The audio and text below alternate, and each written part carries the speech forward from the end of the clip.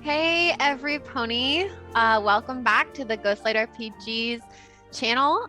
We are here today to do a one-shot, a My Little Pony Tales of Equestria one-shot. My name is Emma Carter. We're pony pounding it. Uh, my name is Emma Carter, she, her, and I will be your game master today. And we have 4 lovely players here that I would like to let them each take a moment to introduce themselves. So I'm going to pass the ball over to Andy. Hello, everyone. My name is Andy, he, him.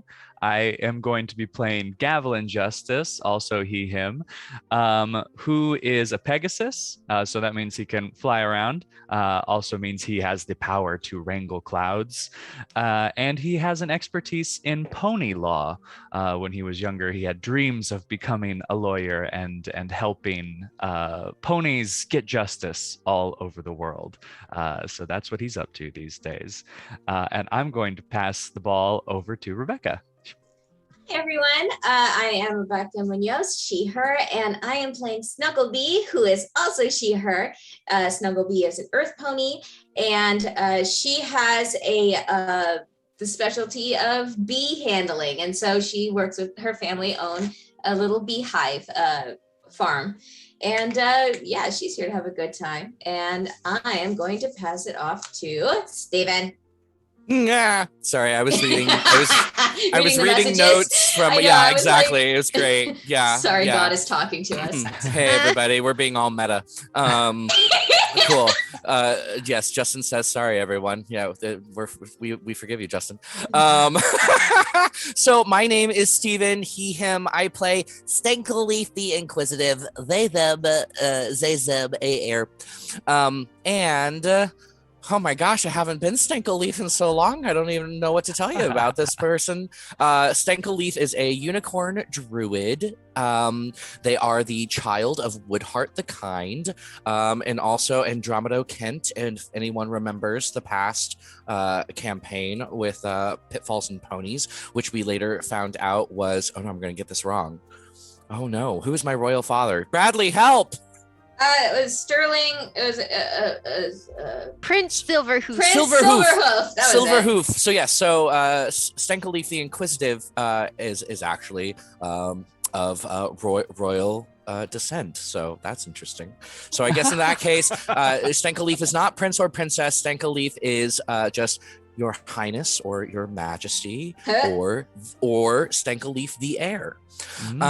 Speaking of air, when Stankleaf feels emotional, they emit different aromas into the air, which is also an explanation for their cutie mark, which is a jagged little leaf with purple squiggles of aroma drifting up off of them. There's now an additional tiara on Stankleaf's cutie mark.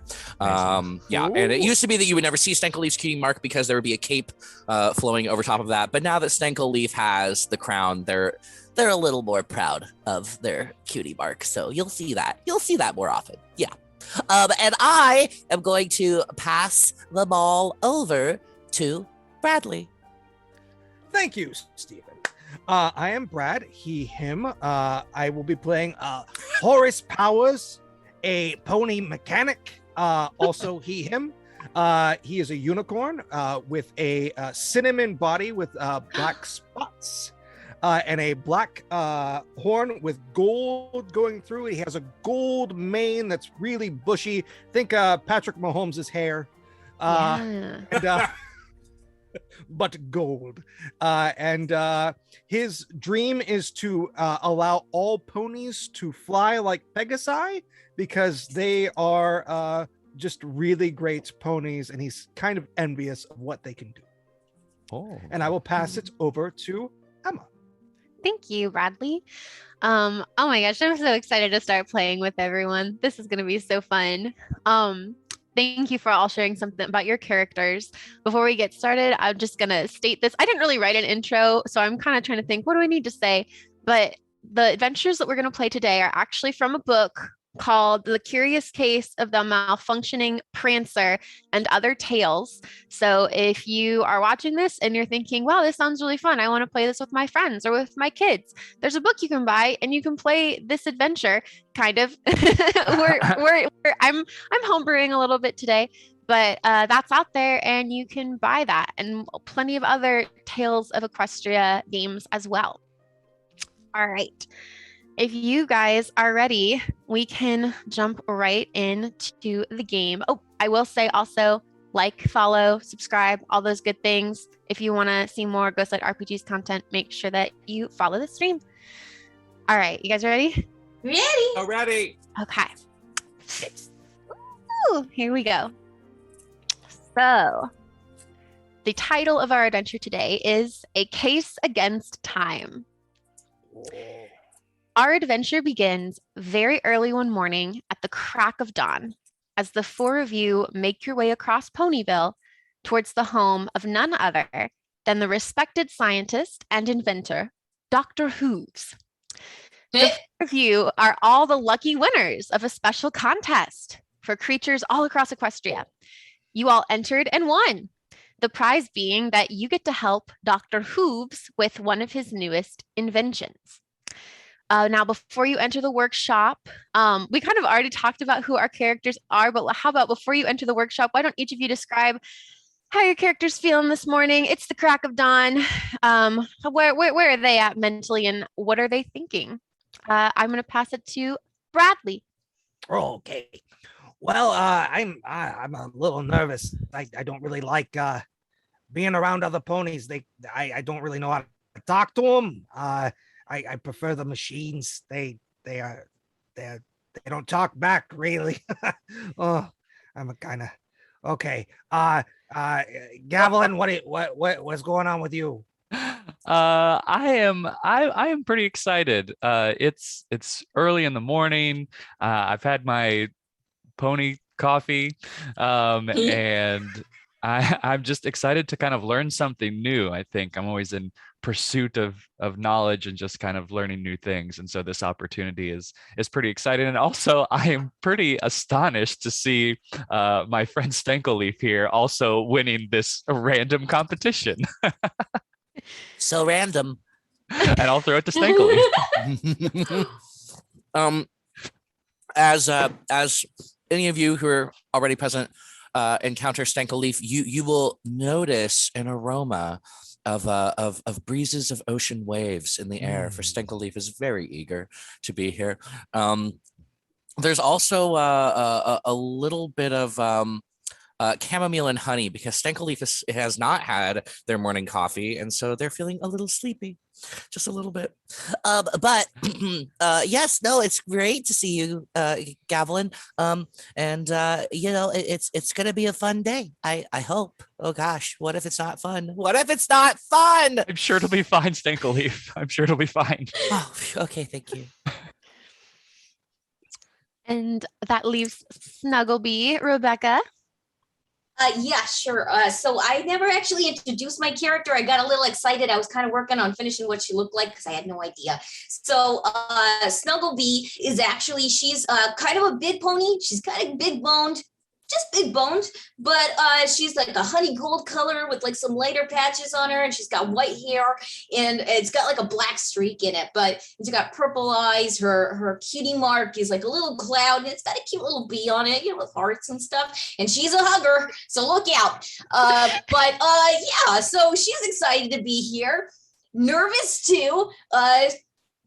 She hasn't had a whole lot of good luck when it comes to being in a room full of expensive breakable things, but here we are. And so I think she might have accidentally, signed up for this contest. And so I think she completely misunderstood what the prize was. And so she's a little nervous, but we're here and she's going to make some friends. As the more Snugglebee talks, the closer and closer Stenkleaf inches to Snugglebee. Really hoping that this promise, yeah, exactly. Promise of being a hugger is a fact. Awesome. And Horace just inches away. He's like, no. And Gavelin observes. Perfect. So, as you are approaching the location of Dr. Hooves' workshop, you wonder what he could possibly have in store for you. The large What could he wooden possibly doors. have in store for us? I don't know. The large wooden doors of the workshop are soon right in front of you, and from inside, you hear the sounds of hammering and tinkering. Oh. A voice calls, or you hear a voice say, "Oh, blast! Oh, here, let me just, I'll just tweak this. Yes, ha, ha, ha. Oh, yes, that's perfect." What do you do? Stenkelleaf knocks on the door, the wooden doors. Oh! Who's that? Dr. You hear a crash. Dr. Hooves? What? Huh, yes, come in, ponies. Mm. Oh, good morrow, Dr. Hooves. 'Tis I, Stenkelleaf the Inquisitive, and also heir to Equestria. I don't know if that's accurate, guys, but that's what I like to say. Please meet all of my new friends and old friends too. This is Gavilan Justice. I shove Gavilan to the front. Hey, Dr. Hooves. It's a pleasure being with you today. I'm a big fan. Oh, well, thank you. And you see a tan pony with a brown mane. He also has a little bow tie on, Gavilan, but his is green. And his cutie mark is an hourglass. Ooh. Mhm. Welcome, all of you. Come in. Thank you for being here, you lucky winners, contest winners. I am so glad that you were able to arrive early because we have plenty of work to get done today. I hope that you're ready. I am so ready. What about you, Snugglebee? Oh yeah, I'm really excited. I have no idea what I'm doing, but we're here. We're gonna have fun. You smell like cookies. Yes, I do.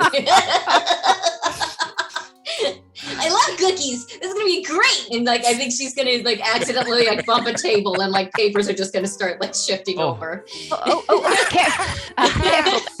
Here, let me help you with that. And I start sorry. to collect the papers. And Gavilan, you see that these papers have blueprints on them for an interesting looking contraption. And Dr. Hooves says, yes, that's exactly why I've brought you here today. I was just making some last minute touches to my latest masterpiece, the Pony Relocator Astral Navigation Chronomatic Engine Rig. Or Prancer. Engine rig? Horace, you're good with engines and stuff, right? Yeah, this sounds pretty awesome, actually. Could you say that name again? I didn't catch it. Oh, yes. It's just the Pony Relocator Astral Navigation Chromatic Engine Rig, or Prancer for short. I'm just going to say Prancer. Prancer sounds great. I like that. You say chronomatic? Chronomatic, yes. Does that have to do with chrono like time? You are a smart lad. Yes, indeed. Here, I will share with you a little bit of information about this invention. And he gestures over to a machine that appears to be little more than a small wooden cabinet with stable doors on one side and the acronym Prancer written above them. So this machine is my latest masterpiece. It is actually more than just a box. I know it looks pretty unassuming, but really, this little baby can manipulate the threads of time, and you can use it to travel from one location to another in mere moments simply by playing with the fabric of time a bit. I feel like playing with the fabric of time is a rather large responsibility to put on a baby. Wait, whose baby? Oh, you said this little baby. Oh, yes. No, that's just a term of endearment. And you see he goes over and he kind of rubs the machine lovingly. And then I lean over to Horace and I say, are all engineers this careful with the things they make? Yeah, we're weirdos. Sorry. I like weirdos. Cool. Dr. Hooves, do you think it's safe to disrupt the fabric of time? Time is it should be pretty consistent, right? It's kind of what makes us our present reality, and messing with that might have some huge ramifications. Can we send something through it? See that I like your spirit, young lass. Yes. What was the name? Gavilan. You are a smart one. I can tell. You're very clever. No need to worry. I am an expert in my field. Some people would like to believe that we should leave the fabric of time alone, but I do not let that stop me from pursuing my dream of traveling throughout time and space. Oh. Now then, I would like you four to be the first test travelers, and there are just a few things that I will require of. Do you agree? Will you be my first test travelers through the Prancer?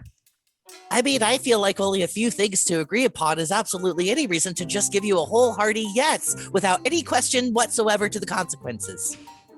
I have like questions. Your spirit.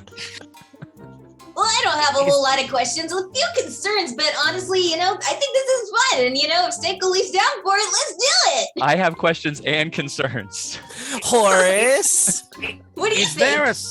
Is there a second prize, like second level? Like, could I get a toaster? Come on, it'll be fun. No, I'm sorry, there are no toasters. And Gavilan, I'm sure everything will be just fine. So if but if I will listen to your concerns if you do have them. When are we going? Now. Where are we going? No. Like where? Like when? Are we going? Oh. Well, I'm just going to send you to another town. You're not going to go into a different time. We're going to use the fabric of time. So instead of it taking, say, an hour to get to Canterlot, you're going to be there in a matter of seconds, sort of like teleportation. Oh, so we're not traveling through time then?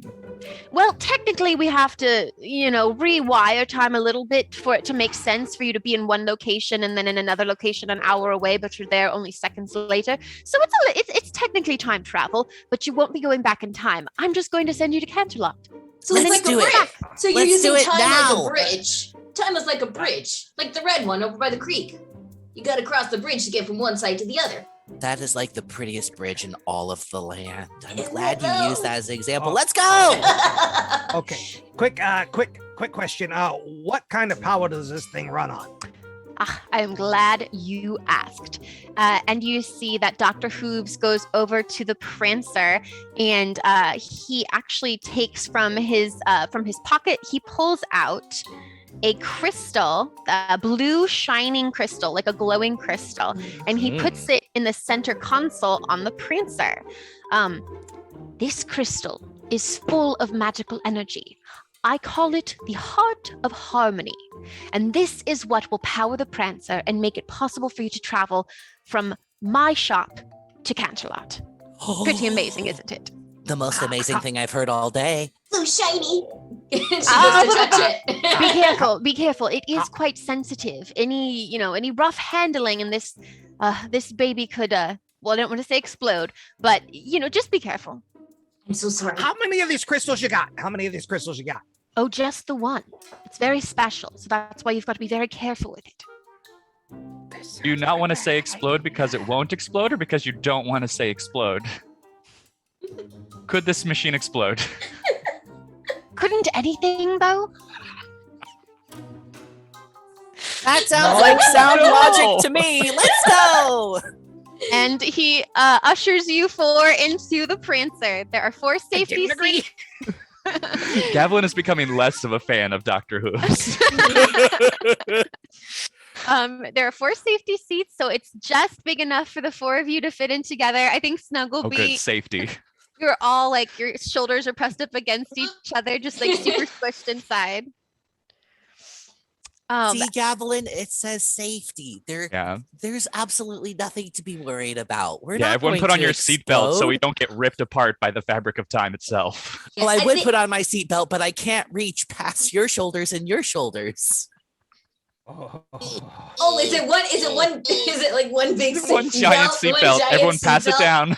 Yeah, Snugglebee's gonna reach for it. She's gonna reach over everyone, and while she's like buckling us all in, she's just like, "Well, I think this is gonna be a very enlightening and a team building exercise for all of us." And she's just gonna like put her arms around everyone and just group hug them after she puts on the seatbelt, so they're even more squished together. I just wanted a toaster. The entire Prancer begins to smell like caramel candied apples because Stankalif thinks this is just the most fun thing ever. Oh my god, that sounds so good.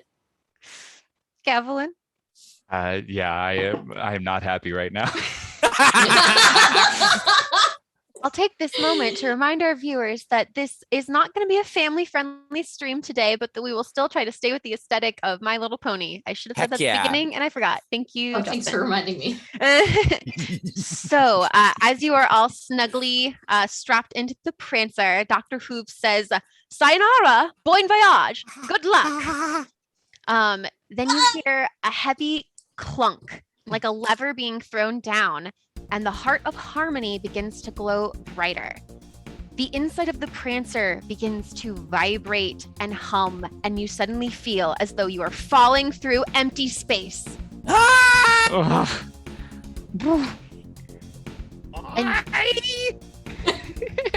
It's like a roller coaster ride. It's like Tower of Terror. It's just free falling. And then just as suddenly as it started, it stops. And you guys feel like you've landed on solid ground. What do you do? Exhale. You hear Dr. Hooves' voice crackling through some kind of communicator in the Prancer, and he says, "Well, you have reached your destination. At least I think you have. Well, you might have.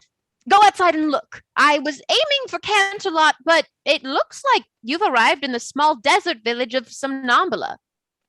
Oh well." Oh well. Oh, well. And suddenly, you all catch the whiff of cold fries and ketchup because Stankalif is very disappointed in this information. Jeez, that is so specific. Smells like the inside of my Cold car. fries. What do you do? I can't move my arms right now. So. Oh yeah, yes. Oh, sorry guys, I completely forgot. I'm the only one who can reach the button. And he's gonna unbuckle everyone and head towards the door.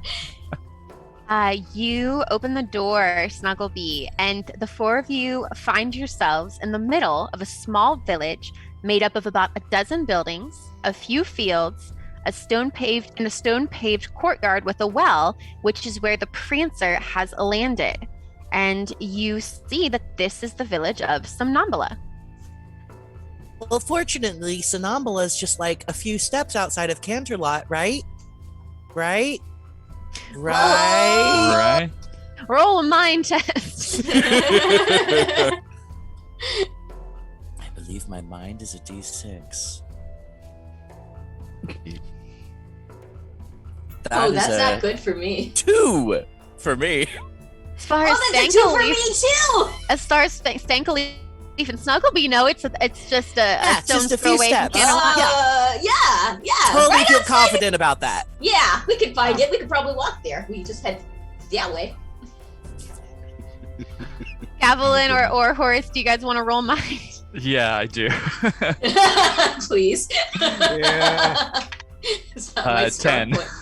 out of 10. Gavelin, you know that you are a day away from Ponyville or Canterlot.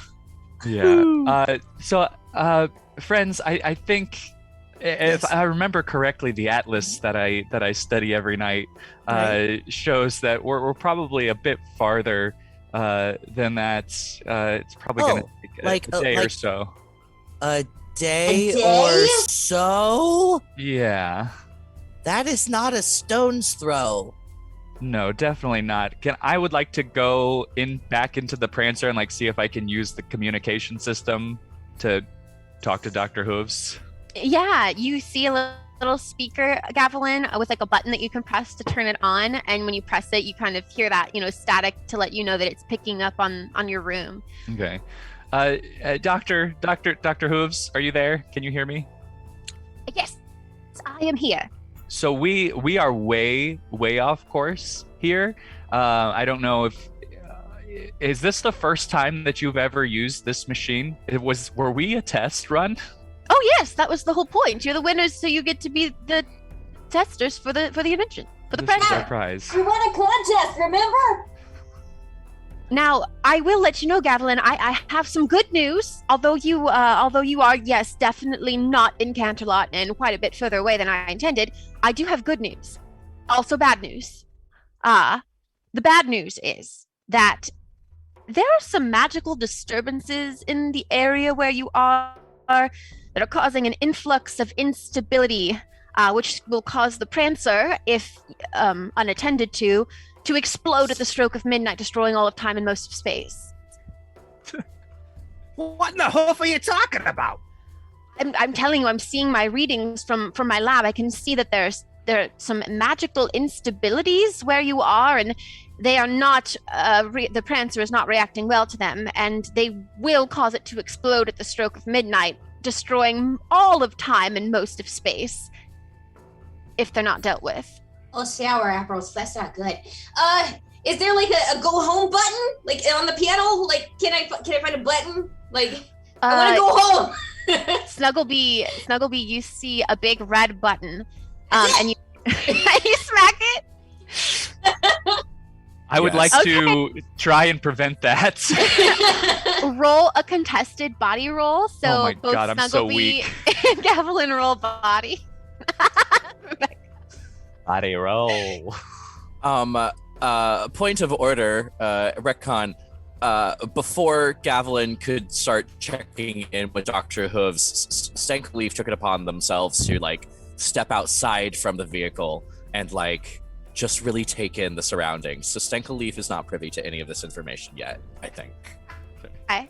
Then I'll say Stankleaf, when you step out into the village, you see that it is just after dawn. So you really have traveled, very quickly. Time doesn't seem to have passed since you guys left the workshop. So it did work in the sense that you did reach your destination mere seconds later. You will see that there's not too many people in the courtyard yet since it's so early. You see a unicorn kind of power walking by. You see 2 earth pony, yeah, like that. She's got like a fancy tracksuit on. And you see 2 other earth ponies who are talking to each other. One has like a concerned look on her face, and that's what you see out in the courtyard. Horsepowers, what are you doing? I just want my toaster, so I still with the toaster. You want a toaster so bad? I don't like ponies. I'm scared of them. They, like I said, machines. So I'm just looking around this box. Hopefully there's some type of sonic wrench or something that I can use to pry something open or something. Sonic wrench. Now that's an idea. I'm gonna write that down. I'll make a note. Oh, no more inventions, Doc. No. And I should have told you earlier, I really did meant to make the Prancer a little bit roomier, but I haven't yet cracked how to make it bigger on the inside. Yes. Hey. Nice touch. Horace, you will notice. Actually, go ahead and roll mind, just because it's fun to roll things. Sorry, I just got Dr. Hooves. I know, right? Isn't it great? All right, I'm good now. That's amazing. 4. All right, Horace, you definitely immediately notice that Heart of Harmony that you asked about earlier is glowing a lot softer, and it's just kind of blinking. It seems like something is wrong with it. Okay, so before you press anything... And just as you say that, what did you guys roll? A 5. A 5? I can't even get that high.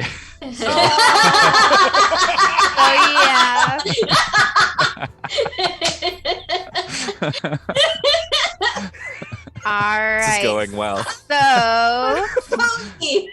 So you press the button, Snugglebee, and as you press the big red button, you guys feel that same sensation that you felt when the Prancer was traveling through time and space. And this time, oh my gosh, Stankleaf, you're he wasn't in the still big out there. He's outside. Still They're out outside. there. Oh, wait! Stanko Leaf, gosh, I didn't think about how this would change things. Oops, sorry, I pressed the button too early. Okay. That's okay. Stanko Leaf, I think you turn. I was gonna say I can maybe help this, Emma, because that conversation would have been happening while Stanko Leaf was watching all the things happening. So Stanko Leaf has put a hoof up onto the Prancer and like leaned back in to be like, okay, guys. So far, people are just doing their morning routines. As you guys are all saying that, the machine starts to travel again. It starts to whir and buzz. And Stanko Leaf, I think maybe one of your friends pulls you in, so you left behind. And you guys are traveling through time and space, but this time you're not strapped in, so you're just like rattling around and bumping into each other. Somebody roll to try and make sure. I guess everyone roll body to try not to hurt anything or anyone. Two for Gavelin. That's my D6. 3 for Snugglebee. 3 for Stanko Leaf. 4 for Horace. Okay. She's very big. I'm so sorry, guys. Horace, because you're noticing that this Heart of Harmony seems weaker, you are able to protect the Heart of Harmony from getting hit by anything as everyone's bouncing around. But the other 3, you guys are just kind of bouncing around this small, you're bouncing into each other, you're knocking heads, you're knocking hooves, and the 3 of you are each going to take 2 stamina damage. Oh no. Also, you're going to take damage to your nostrils because you're getting strong whiffs of chopped garlic and onions, and you're getting some lemon wheatgrass and ginger, some horseradish. That all actually sounds delicious. Yeah, but yeah, like basically anything that is anxiety for Stanko Leaf is filling the compartment of Prancer. And Sounds like my grandma in here. What's happening?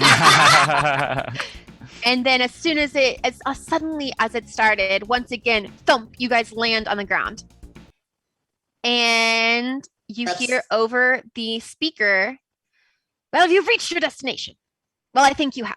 Well, you might have. Go outside and have a look. I was aiming for Canterlot, but it looks like you arrived in a small desert village of Somnambula. Close enough. No. Wait a second. And this Hey, time we didn't go anywhere. this time Stanko Leaf just pushes Gavelin out the door and says nothing. Oh no. The doctor continues. He says, I have some good news and some bad news. The bad news is that What's Oh, yes? Nope, you and I had the same thought. What's that bad news, Doc? Well, the bad news is that there are magical disturbances in the area that are causing an influx of instability, which will cause the Prancer to explode at the stroke of midnight, destroying all of time and most of space. Maybe there's another button. That's news. Maybe there's another button. Please don't push any more buttons. Please stop pushing buttons, please. What's the good news, Doc?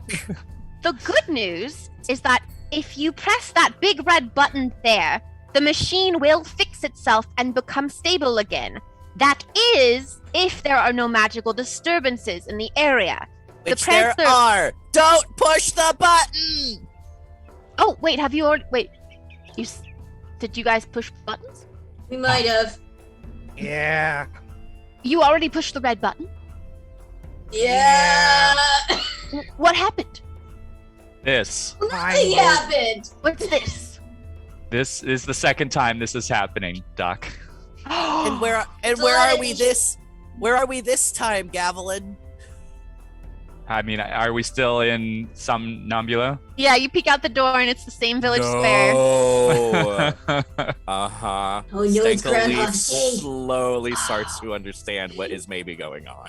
This is an exciting discovery you four have found. Oh my goodness, how wonderful. I mean, it won't be wonderful if it explodes and time and space are destroyed, but this is amazing.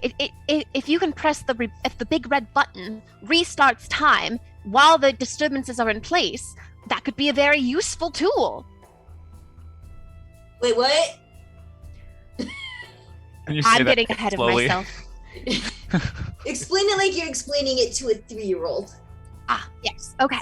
So, there are 2 magical disturbances, and you see a little screen lights up, and it's got like 2 glowing on it, just like the number 2.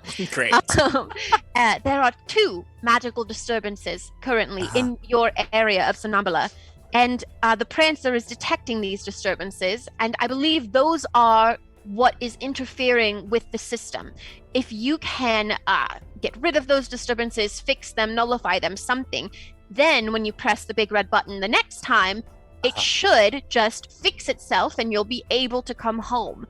But it would appear that if you press the big red button while the disturbances are still there, it restarts time from the moment that you landed in Somnambula. Huh. So we have infinite ways to get this right. Precisely. But what are we doing to time space every time we push that button? That's a good question, Gavilan.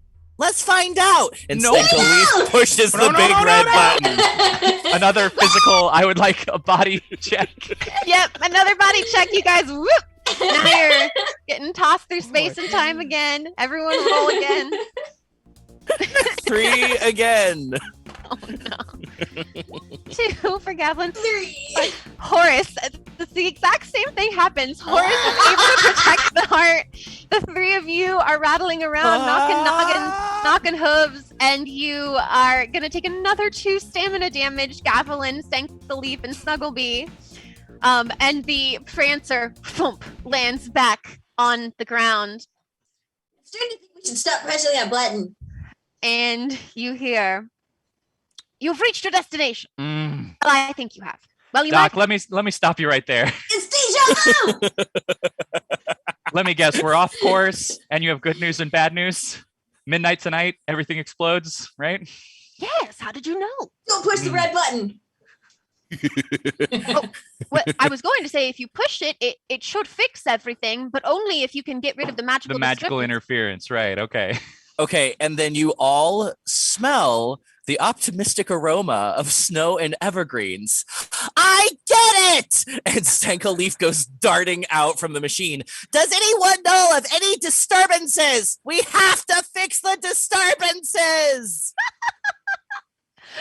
Stinkaleaf, you see the pony that was power walking by stops and looks at you like a little shocked and disturbed. And the 2 earth ponies who were talking to each other look over a little surprised. And they look at each other, and one says, well, I'm experiencing a bit of a disturbance since you're asking." Oh, that is fantastic. We need to pinpoint 2 very specific disturbances. Please tell me, what's disturbing you? Well, I was just telling May here, and I'll describe these ponies a little bit. One of them is a pony with a like tannish yellow coat, and she's got a big, like floofy brown mane and tail, like just a lot of body there. And there's just so many little gems in them that are catching the sun of the dawn. It's beautiful. Yeah. And you see her cutie mark is a diamond ring. And it's just gorgeous. So that is one of the ponies. And then the other pony is they have like a lighter yellow coat and like a red mane, green eyes, and they've got like a little 2 little glasses on a mug, like a mug and a rag on their cutie mark. Oh, okay. And they're looking at you. 1 second, sorry. Yeah, And Stenko Leaf is like instantly attracted to the bejeweled pony. Yeah. Mm-hmm. Here, let's just take a quick moment. I want to make sure everyone has access to their character sheets.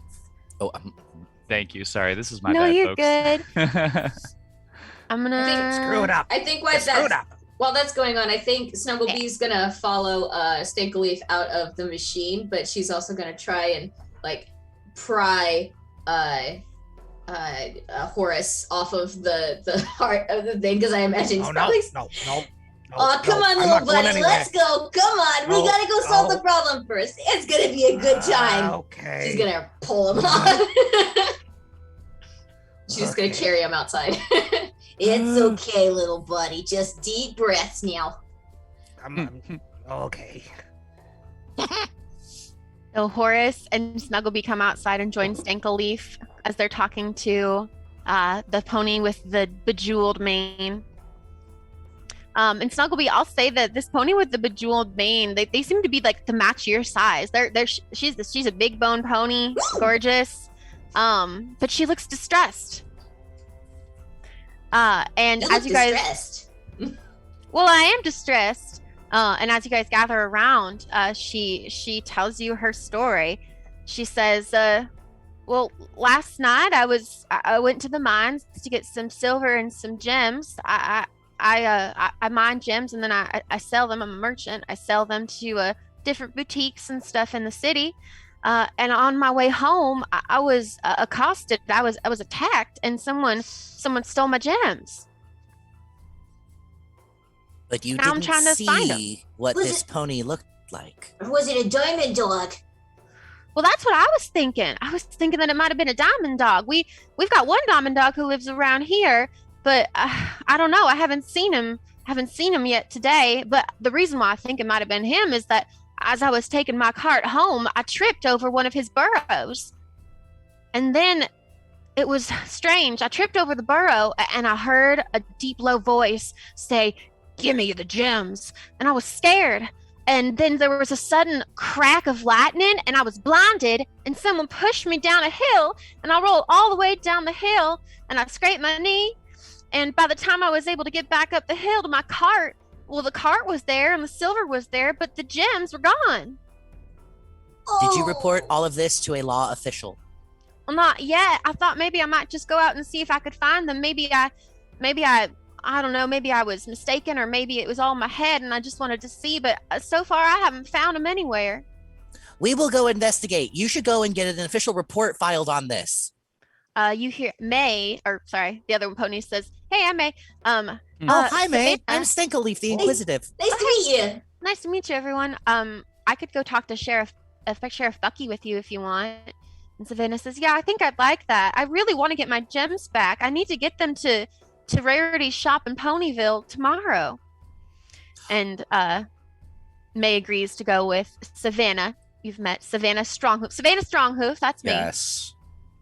Oh, and I'm sorry. What are your names? Savannah and May. As I said, my name is Stinkleaf the Inquisitive, child of Woodheart the Kind, and also Prince Silverhoof. These are my friends. Hi, I'm Snugglebee. It's really nice to meet you, and I'm so sorry you had such a hard time, but don't worry, we're gonna get this taken care of. And she's just gonna hug her. You are so brave for going through that. Roll charm, Snugglebee. Aww. That's an option I have? Oh, Yeah. Wonderful. Wow, that's straight across the board this entire time. I keep rolling threes. Oh, Well, I would That's like not to. bad. Okay. Oh, wait. I was gonna say I'll lend some friendship. Oh, yeah, you can lend friendships. Thanks, think I've got- Snugglebee. I think I've got some friendship that I can lend. Everyone in this game started out with 5 friendship points, and if you're new to the Tales of Equestria system, it's kind of like inspiration, where they can use it to help roll better, or they can give a friendship point of their own to someone else to help that person. So Stinkleaf, how would you like to help Snugglebee in this moment? But simply by throwing an arm around Snugglebee To try to increase the weight of that charm. I also like to envision that in my head. Aw. There it is. Savannah is touched by your concern, and she says, "Oh, thank you. You four strangers are real mighty kind. I just appreciate it so much. I'm so glad that we ran into you. Hey, is that your box?" She points to the Prancer. Yes, Yeah. please don't touch it. Oh, It's not ours per se. We're Oh, yeah. test driving it. Yeah, be careful. It may blow up. oh no! Oh, wait. Oh yes. At midnight, not right now. Okay, Snugglebee. It's mechanically sound. It's fine. It just please do not touch it. Tell other people not to touch it. May, I really like your mane. You look nice. Oh, hey. Well, thank you there. What was your name then? I'm Horace Powers. Hi, Horace. okay. Nice to meet you. Okay. Horsepower. Horsepower. Horsepower. Yeah, exactly. So Yeah, good. right. Thank you. Slow the uptake, man. 2:30. Yeah. Like, It's a morning. Coffee is taking a bit here. Let me show you a picture of Savannah if I have one in here, because I just Oh. the illustration of her mane. is May's name just May? Yeah, May Day. Oh, May Oh. Day. Savannah. Savannah, Maine. That's Savannah. And May doesn't have a picture, but May, I'm May Day. I run the tavern over there. And she points over to the Somnambula Tavern. If you guys want to get any Yummy. food or anything while you're here, you can come in, get a drink. I'll be over there after I take Savannah to Sheriff Bucky so we can report this. That's so kind of you. So the machine blows up at midnight. What time is it now? I'm gonna say the other three, or at least Gavilan and Horace, you guys know that it's just after dawn. Because you can tell because the sun isn't fully up in the sky yet. Oh, good. So we have a full day. Okay. Sorry. We have a full day to correct 2 magical disturbances, which it might still be a bit of a time crunch. Oh no, they're magical disturbances? Oh, never mind. Please ignore the question that I asked earlier about disturbances in general. Have there been any magical disturbances in the area? We still have to help her. We promised. Oh boy. Horace? Guys, gang, technically we have infinite days if we just keep pushing the button. Yeah, So before if we can't midnight. solve it before midnight. We just gotta get back to the box, whoop the button, and we start at the beginning again with all the knowledge that we already have. Still a Okay. bit concerned about what that does to everything. But if the box Especially travels our through, stamina. but if the box travels through time, do you think it operates on a strictly linear time frame? So like its time frame and its time bomb clock is like stationary, and even if we go back in time, its time clock is still going down. That's a good question, actually, because the box is traveling with us. So it's not is it resetting? Or are we also creating just multiverse after multiverse where we're just leaving a trail of destruction in our path? Well, the quantum theorem indicates that once you pass a certain threshold of time, you go back to that certain space. So if we're returning to a fixed point in time, there shouldn't be those ramifications. All I know is this conversation is really making me want to hit that big red button again. You know Please do what? not. How about some breakfast? Okay. I'm hungry. Breakfast I would like sounds to ask wonderful. May- It's really good. Can I ask May if there's a BRB. Somnambula library? Oh, well, we don't have like an official library, but Silver Monocle has a ton of books. She's a local scholar here, and her house is right over there. And she points over to a stone cottage just in the square. Awesome. I would like to suggest that we split up, and if you all want to go to the tavern or get some answers from the people in town, I can maybe go do some research about what the heck is going on. Okay, yeah, I could use some breakfast, so I'm gonna head over to the tavern and maybe ask some local people what's going on. Maybe somebody has seen something bright and flashy. So I will say, and you might want to write this down. Okay. As you make this plan, it is now mid-morning. So at the mid-morning point, Gavilan is going to Silver Monocle's house. Snugglebee is going to the tavern. Horace, where are you going? Oh, I'm going with Gavilan. Okay. And yeah, okay, cool. So before you each leave for your respected places, I'll just let you know what happens at mid-morning on this Saturday in Somnambula. You see an earth pony who looks to be maybe like a farmer pulling a cart into the courtyard. It's like stacked up with crops. And he looks to be like unloading those crops into a stall. You see that Savannah, after talking to you two, has gone off to talk to another pony. You think you can assume based on his cutie mark that he might be the sheriff that everyone was talking about, because it's a donut. I just looked at it. It's a donut. You see her talking to this guy. I don't want to spoil anything. You see her talking to this guy. Oh, he's got a short mane. He's got a thinning mane. He's got a little bit buzz cut. Yeah, he's a little bit fluffy. He has a donut. He's got a little bit of a thinning tail, and she seems to be talking to the sheriff. May has gone back to the tavern. So that's what you see in the courtyard mid-morning.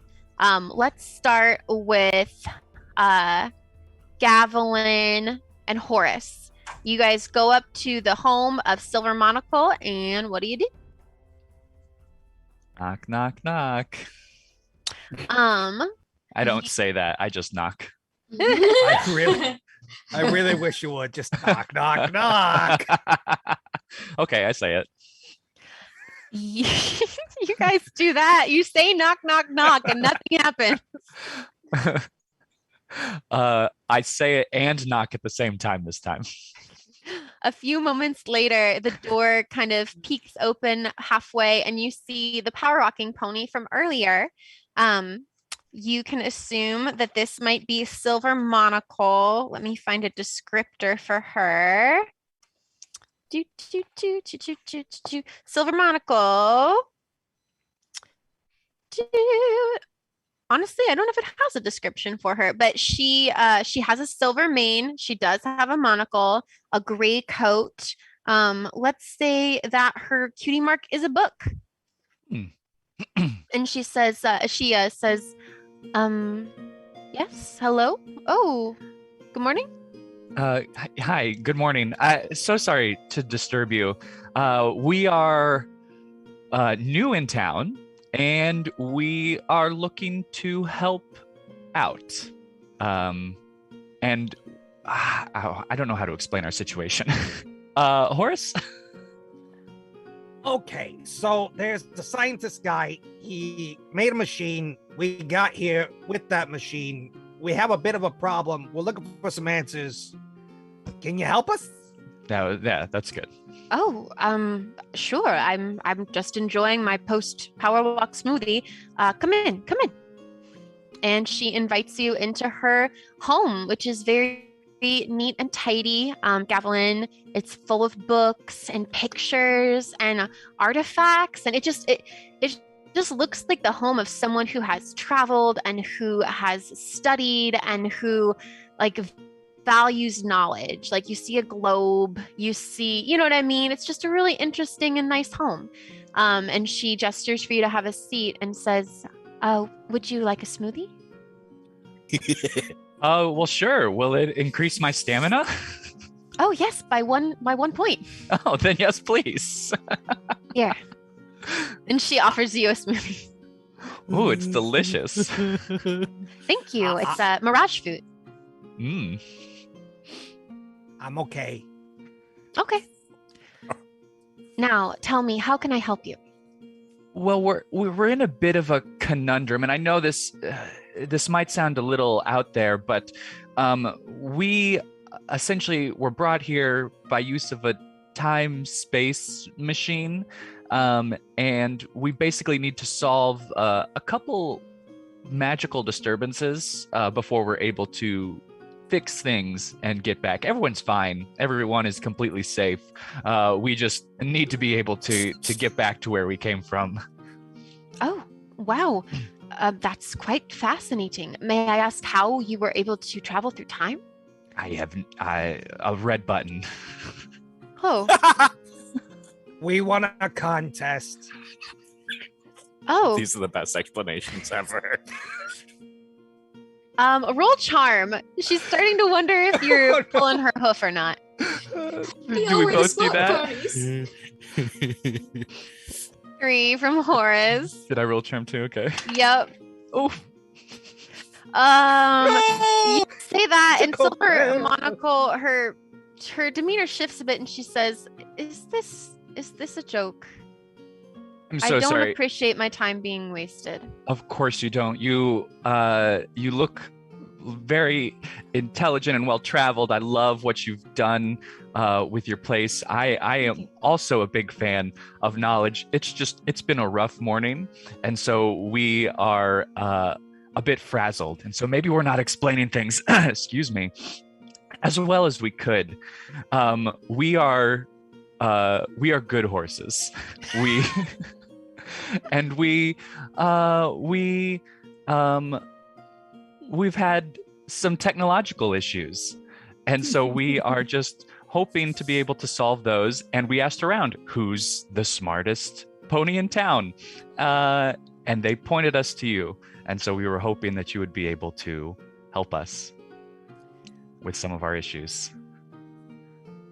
Hey, well, this is my bit of advice.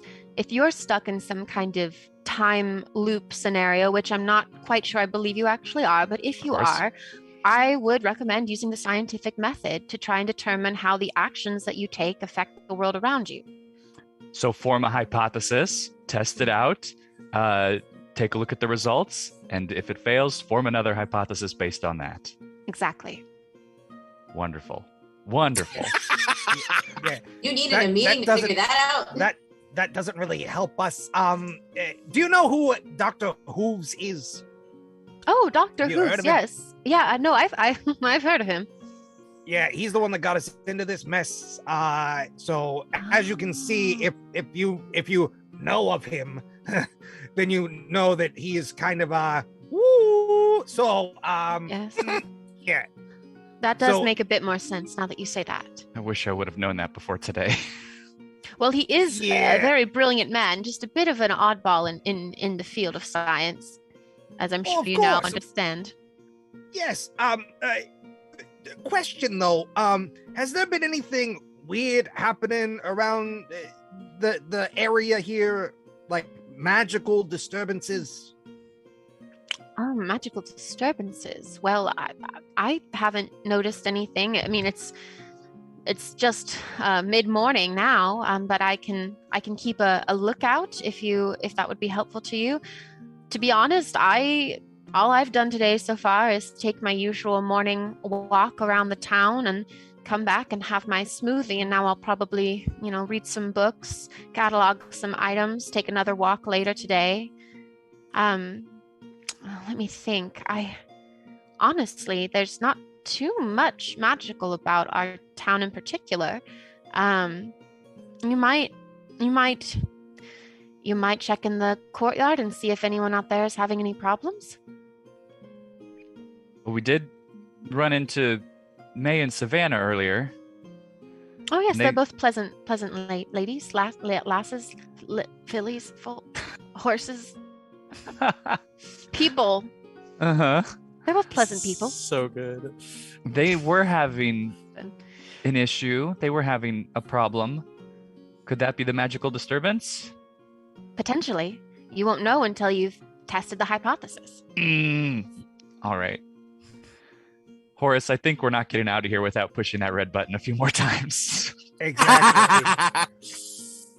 Exactly. Is there... no, go ahead. Sorry. I was just going to ask, Doctor? Yes. Thank you. Doctor, do you have any books or any literature that you feel would be helpful in this situation as far as time, space, or magical disturbances go? Well, time space is not my area of expertise. I will say that as far as magical disturbances go, I have been researching lately coinage and currency. That's been my new favorite department as of late. And I did recently learn about some coins that can help nullify, intense magical energies. I could show you those if you would like. Yes, that would be marvelous. Thank you. And she goes over to her saddlebag and she pulls out 7 coins. And you see that each of the coins is made out of a different material. Let me get to that. You see that they're, she explains, she says that these are 7 coins. One is gold, silver, bronze, brass, copper, iron, and electrum. And I discovered that when together, they have the ability to, stabilize some unstable areas. So if that can be, yes, if that could be helpful to you, I would be willing. I don't really want to let you borrow them because they're priceless. But if I can be somewhere at a specific time with them, then I can do that. If you think that would be helpful to your scenario. All right. So it sounds like maybe we need to discover where these disturbances are, track when they happen, and make sure that you are there with the coins to help stop them. If that's your hypothesis, then I am more than willing to help you test that. That is my current hypothesis. Horace? With all due respect, there's those coins might not come in handy. They might. So now that we know they're here, let's. You want to go find the others? Yeah, I think that's a good idea. Doctor, thank you so much for your help. Again, beautiful, just a beautiful living space here. I'm actually quite envious. It's marvelous. I really appreciate your book collection. And if we had more time, well, I guess we have a lot of time. We could just keep pushing that red button. And but you wouldn't remember me, really. Is this the first time that we've met in your time loop? I believe we saw you power walking earlier, but this is the first interaction. At least twice now, yes. Yeah, yes. Well, then I will say, if you do see me again, would you please let me know that the mirage fruit I used for this smoothie is a bit off and that I should probably buy some fresh fruit from the market. All right, mirage fruit. It's off. It's a bit old. It's been sitting on the counter for a while. I should have just bought a new one. The mirage fruit that I just had in my smoothie. Oh yes, no, it won't. It's not going to hurt you. It's just that I would enjoy the smoothie a bit more if I had gotten some fresh fruit instead of using the one that's been sitting on the counter all week. Makes perfect sense. No. And really smart use of time travel. Thank you. That's exactly what I was Yeah, going I was to gonna say, well done, yeah. Gavelin, you can see that she's a little bit a little blushy, a little very flattered by the attention you're giving her. Oh my goodness. Great. We have to go. But thank you so very much, and I hope to see you again on this or any other timeline. Good luck. Goodbye. Wonderful. All right. Awkward boy. We are going to shift over to Snugglebee, and I'll ask, is Stankleaf going to the tavern with Snugglebee to get some breakfast and talk to people? Yeah, definitely. Not fully comprehending that food might help with stamina, but yes. Mm-hmm. Okay. Yes. So you guys enter the Somnambula. Every time I say it, I'm like, am I saying it right? Somnambula. Yes, you guys enter the Somnambula Tavern. It's just a pretty basic tavern. This is a small converted stable now used by local ponies as a place to relax, eat, and drink. You see May is behind the bar, cleaning up, getting things ready. There actually doesn't seem to be too many people in here as of yet, since it is still mid-morning. But she sees you and she waves and she says, Saturdays are pancake days. Can I get you each an order? Yes, Please. I love pancakes. Come Can I right get some up. honey on that? Oh, hey, yeah, sure thing. And moments later, she comes back Honey. with 2 plates that have stacks of pancakes on them, and she sets a little bit of honey on the counter so you can drizzle honey over them if you like. Stankleaf is going to follow whatever honey procedure Snugglebee uses. Snugglebee's gonna take the little wand thing that they have in the honey, and she's gonna take it and she's just gonna drizzle it very artfully over her pancakes because she's like, this is my morning routine, and she's just gonna dive right in. Do you want some honey too? Mm-hmm. Yes, please. You drizzle it on his too. Oh, and Stankleaf just sits back and enjoys the luxury of having their stack honey drizzled by someone who is a honey expert as far as Stankleaf is concerned. It's like a commercial. It's so pretty. Wow, you're really good at putting that honey on that pancake. Thanks. That'll just be 5 bits each. Okie dokie. Oh, math. I don't even know how many bits Stenkelleaf started with. Calculator. I think you should each have it 400 bits because I know Snugglebee does because all ponies start with 400 bits when they first start playing the game. So you guys, you can afford this meal. Okay. You said it was 5?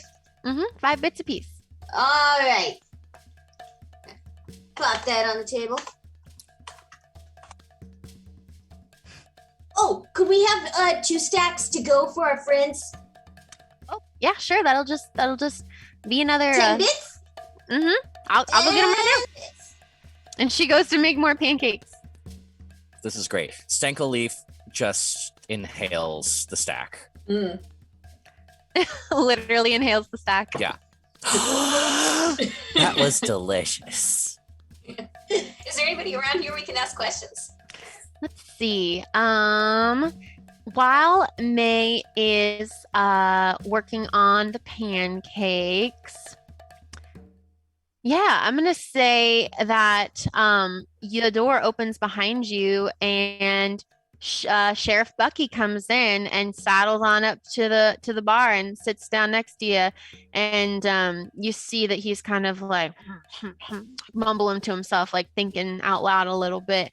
And May comes back with the pancakes and puts them next to you and says, "Here you go." "Oh, good morning, Sheriff Bucky.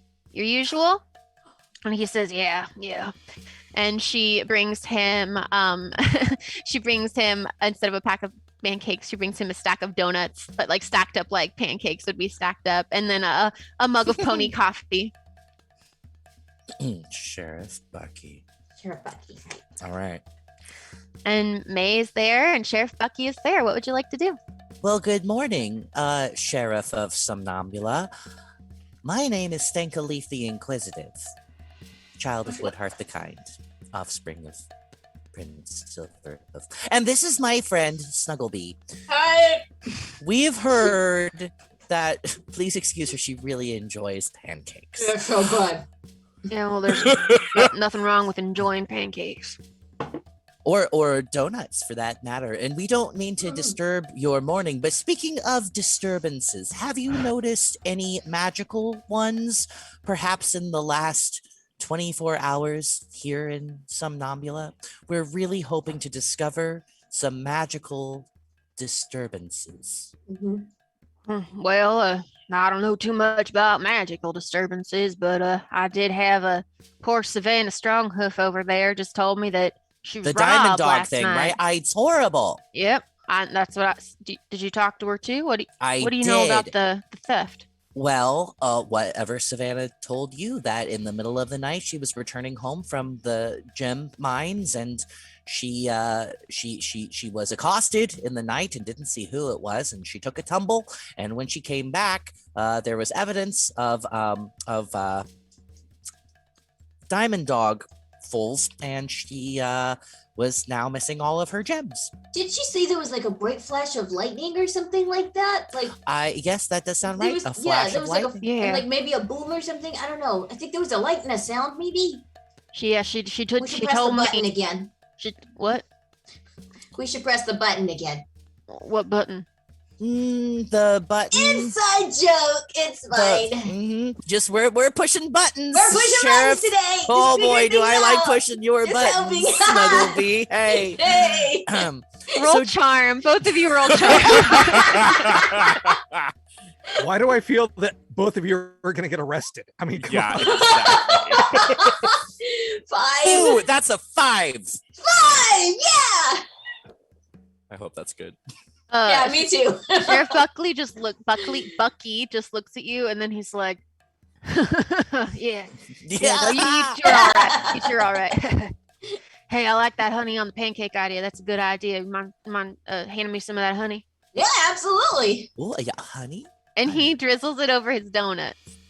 Ooh. Yeah. Ooh. Take it to to the next level. donuts. Sheriff Bucky, do you know of anything about bright flashes of light? Has anybody else's gems been stolen recently? Well, I haven't had anyone else tell me them gems have been stolen, but that's a good thing to look out for. probably keep my ear to the ground, see if anyone else's gems have been stolen. But I think you're right. I think it must have been that diamond dog, Rusty. He's the only diamond dog that lives around here, and Savannah said she had tripped over his burrow, so it makes sense. Who else is gonna steal those gems? If Rusty's a diamond dog and he was there, then clearly the only possible solution is that he is the person who stole the gems. Well, let's maybe not go jumping to conclusions quite yet, Sheriff. What do you mean? Well, from my experience, sometimes things are not exactly what they appear, especially when villainous characters are perceived. What? Ooh, that's really wise of you. Thank you. What does Rusty's voice sound like? Rusty's voice, he's got a low, deep diamond dog growl. So it's like really low and growly? Yeah, I mean, I haven't talked to him too much myself, but the times I have talked to him, he had a low, growly voice. Savannah said that she heard a really low, dark, like growly voice, I think, say, "Give me your diamonds," or something like that. Yeah, give me your gems. Yeah, that's what gems, she heard. that was That's it. what she told me. Yeah. And you know, diamond dogs, they love gems more than anything else. Mm-hmm. And if they love gems more than anything else, then there's no possible other explanation. I mean, it could have been somebody in the night disguising themselves as Rusty. Sabotage! I never thought of that before. No, that's a mighty fine thought. That's a thought I never done thought before. Thank you. So, I think that we should perhaps go and speak to Rusty ourselves. Yeah, we should find this diamond dog and see if we can get to the bottom of this. Do you know where Rusty's burrow is, Sheriff? Well, yeah, it's up near the mines. I haven't seen him yet today. He doesn't always come into town, but if you see him, you let me know, because I gotta talk to him. Which way are the mines? We're not from here. That way. He points. Well, Sheriff, it's been lovely to meet you. I hope you have a wonderful rest of your morning. Enjoy that honey on those donuts, and we will definitely see you later, perhaps with Rusty the Diamond Dog. Wonderful. And as you guys finish that conversation, we transition to midday. So when you're finished with your pancakes, Snugglebee and Stankleaf, unless you wanted to talk to May at all before leaving, you can always talk to her later. You leave the tavern. Focus. And Horace Powers and Gavilan Justice, you leave Silver Monocles, and the four of you are back in the square of the village where your machine is. And this is what you see happening at midday. You see that the Earth Pony who arrived with the crops that he was unloading, it seems he's finished stacking up all of his crop onto a big table at a big stall. So you see all of these kind of like blue apple looking items that are all stacked up together. And he actually passes right by you, Snugglebee and Stankleaf, heading into the tavern, says, "Whoop, excuse me," as he goes in. And oh gosh, okay. And as he is going in, another pony comes in after him, Stankleaf and Snugglebee. You see a pony with a blue coat and a big, fluffy, poofy white mane. And you do have a picture of him somewhere. And he also has a bow tie, an orange bow tie. Just right here. He looks fun. And his cutie mark is like a little cloud with, actually it's like three little clouds together of different types of clouds. And he says, "Oh, excuse me," and goes in past you. In the courtyard, you see Gavilan and Horace. You see that there is a small kind of brownish furred dog looking creature, what you would assume to be a diamond dog, coming into the village holding a brown sack, looking around. And you could deduce that this might be Rusty, the diamond dog that you heard people talking about. As he is coming into the town, what do you guys do? Stenkel Leaf waves Gavlin Mhm. and Horace over. Oh, okay.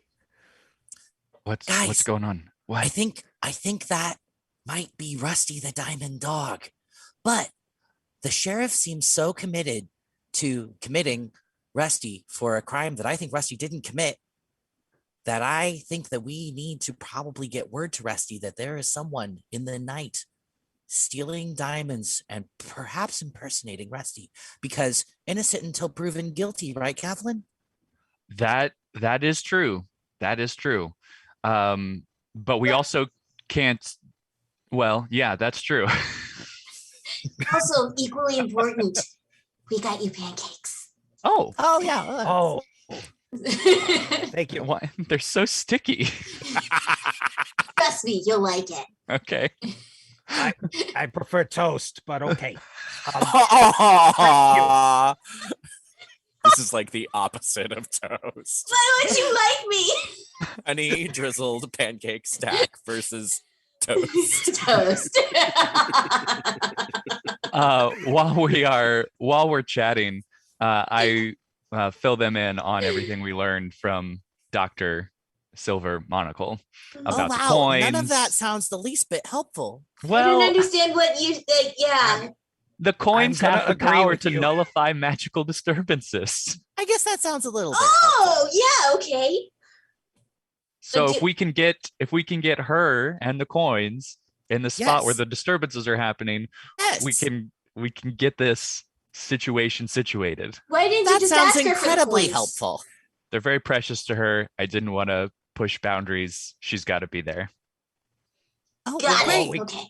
Well, you should go get Or- her, because if it doesn't go right, we can always push the red button. And do it again. Well, I was gonna say, point of order, we could just push the red button now, steal the coins. Sorry, borrow the coins and have them with us just in case. I'm just saying. Horace. Horace, we need What? to keep you far, far away from Sheriff Bucky. Yeah, I have a feeling no, you it's- two would it's- not get along. It's not larceny if no one knows. I yeah. Stenkel Leaf slow burns over to Gavelin. I think you'll find that it is still a crime. I think I learned that my first semester of Pony Law School. I am really happy about this dynamic, though. As you guys are having this conversation, you hear the voice of Sheriff Bucky saying, Rusty, you're under arrest for the theft Oh, of Oh, no. Yeah, We're too late! Savannah Stronghoof. And Stenkel Leaf goes dashing over to the box and shoves the red button. We have to be inside. Snugglebee grabs the other two and just races after it. You guys are turning back time? Guess so. Okay, I will say, as you're running over to the box, Perfectionists. you see Rusty being like held by the scruff of his neck by Bucky, and you see like a group of people have gathered in the square now, and they're looking kind of angry, and they're saying like, yeah, arrest him. Like, yeah, we don't want people stealing stuff around here. I want to feel safe again. And that's happening. And you guys run back into your box and you hit the red button. Do you put your seatbelts on? Nope. No! Okay, roll body. Horace, Dear as Pony usual, God. is protecting the heart. Oh, I should ask this. Did, Yeah. did the pancakes do anything for our Yeah, did stamina? they help us? Yes, they got you each back. Let's say, because he got one back for the smoothie, you each got one back for the pancakes. Okay, great. Because here we go. Here we Again. go. Gavlin got a 4. Gavlin, you're able to brace yourself this time. You're prepared. You're learning. I And so got a 6. 7. Best I can roll. Wow, we're doing it. you guys are We're getting ready. better. You're ready. I'm Horace, tempted. actually, you're the one who's a little bit like you're able to keep your spot, Horace. You're anticipating that everyone's gonna be like hitting the walls around you, and you look up, and everyone's just like they've found a Bracing. pose and they've braced themselves. Nice. What were you gonna say, Stankalith? No, it's okay. I'm gonna let it go. I was tempted to upgrade. and try to roll a d8. since Oh I no, got a do six, it. but Do it. Let's I find wanna out. see Let's what find happens. out. Yeah, don't we want to know what happens? Yes. This could be so bad. This It's is a it's a called- 5. It's a 5. Okay, so you're still able to brace yourself, Stanko Great. Leaf, and you guys feel pretty badass. That like, oh, I said ass. Nope, it's okay. It's not a family-friendly stream. It's pretty bad. Yeah, because bad butt sounds weird. You feel pretty bad, but Sounds like a problem. We feel pretty cool. and as soon as it has started, you guys hear the thump. You feel the thump of the Prancer hitting the ground of Somalia. Some No, I love it. It's canon now. This time. Somnambula. See, that's Don't why I have look to away. think of it every time before I say it. You hear, and It's a whole new adventure, guys. hear from the speaker. You hear, Mhm. you've reached your destination. Well, I think you have. Well, you might have. Go outside Dr. and have a look. Hooves, I'm gonna stop you right there. What? You, you deserve to know that this is the third time that you've said that to us. This big red button restarts time, and we are now where we started when we landed in Somnambula. We are nowhere near our destination, but we're on it. We're on it. And Love it. and Stankleleaf Well, good grabs Snugglebee by the hand and starts dashing out of the box. I've got to get to the burrow. Okay. The chaos. Gavelin, I have an idea. What is Go it? tell Silver Monocle that about the fruits, and maybe she'll let us borrow the coins. Oh, yeah. Well, maybe. Ooh. Let's see That then. sounds fun. That So sounds I Or you peek two my could grab head some out and I coffee look together. for Dr. Silver Monocle going for her morning power walk trot. Okay. So Gavelin is looking. Gavelin, you see we'll say Dr. Silver Monocle is taking her power walk as she was when you first saw her, and you go up to her. Mm-hmm. All right, what do you say? I say, sorry for interrupting. Please continue to power walk in place. I just wanted to say I believe your Mirage fruit is a bit off. So I will encourage you to just go buy some new ones for your smoothie. I know this because this is the second time we've had an interaction. I have been time traveling for a little bit now. Sounds completely crazy. Roll charm. Worst pickup lines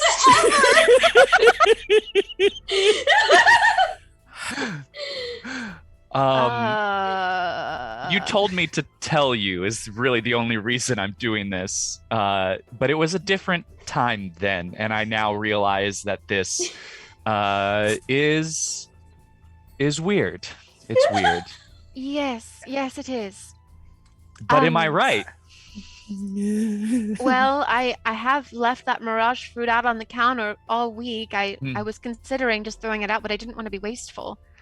I think you could make some Mirage fruit bread with it.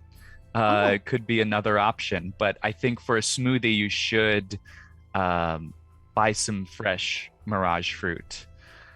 Okay. Roll charm, Gavelin. Oh boy. As all of this happens, Horace just walks over to the conversation, depending on what he rolls. 5. Okay, you got a 5. And she says, I'm willing to entertain this. You don't seem dangerous. I'm really not. Then she looks over to Horace, kind of like, who's this person now? What's going on? Oh, this is Horace. He's also been traveling through time with me. Hello. Hello, I just wanted to say, our interaction happened with you at a later time this day. So if this doesn't work, we gotta push the button again, man. I just meant to tell you to go with the time that we went, but that I'm sorry. Oh, you meant later. Yeah, a little bit, but I don't want to screw this up for you. So you seem to have a rapport. I'll just back up. Okay. Yeah. So what did you want from me? You just wanted to tell me that I should buy new fruit? Well, that was something that you had asked us to do in a previous time, Okay. which is actually a little bit into your current future. It's a little confusing. You have coins. I do. Yes. How do you know about those? previously, you in the future you'd tell us about it, and we would like to use those coins because we are on a mission to stop some magical disturbances.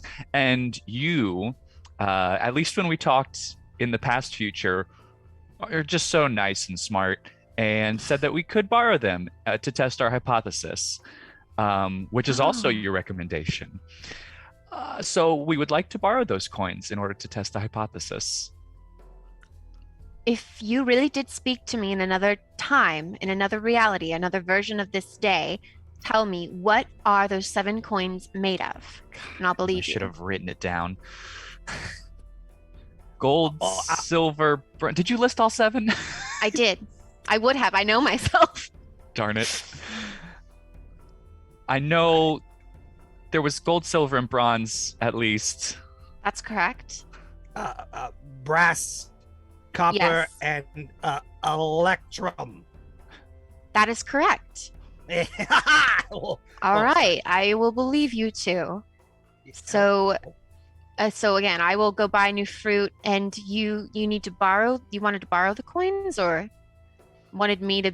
I don't really want to give you the coins. No offense. I don't tend to give away prized possessions to strangers, but surely if you've spoken to me before, you know that they have the magical effect to sort of stabilize an unstable magical area.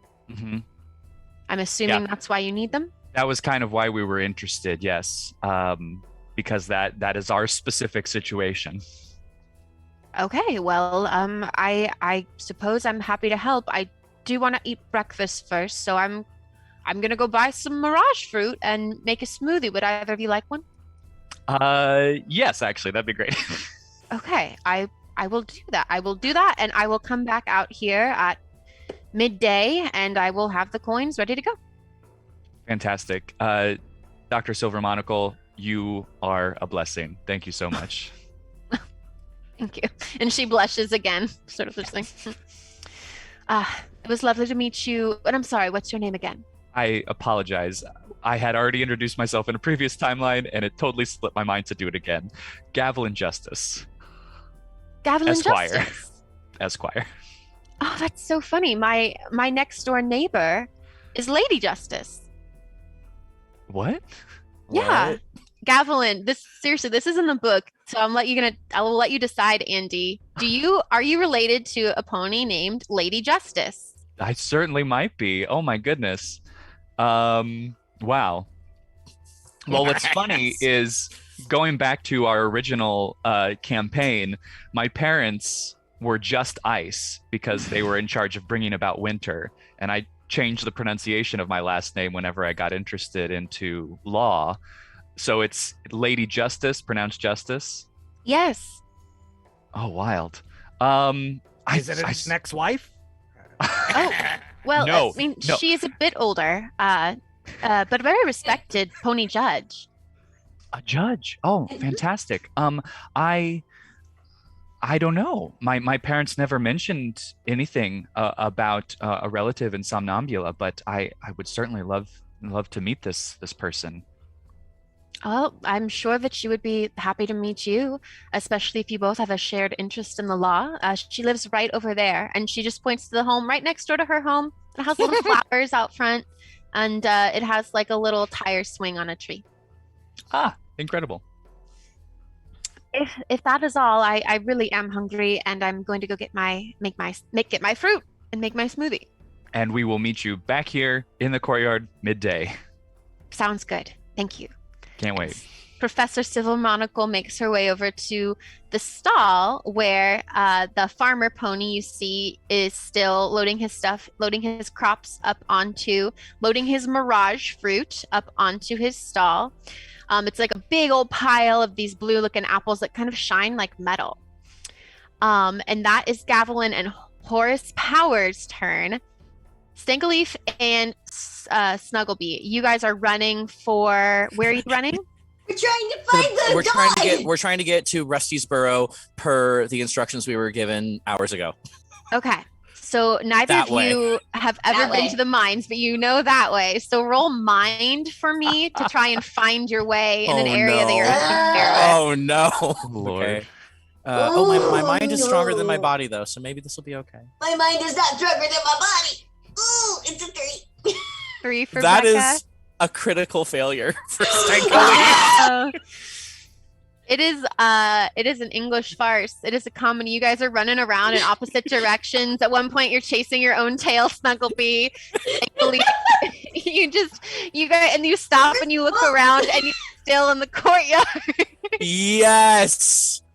Oh my Can we goodness. end with us just running into each other with that critical fail? Yes.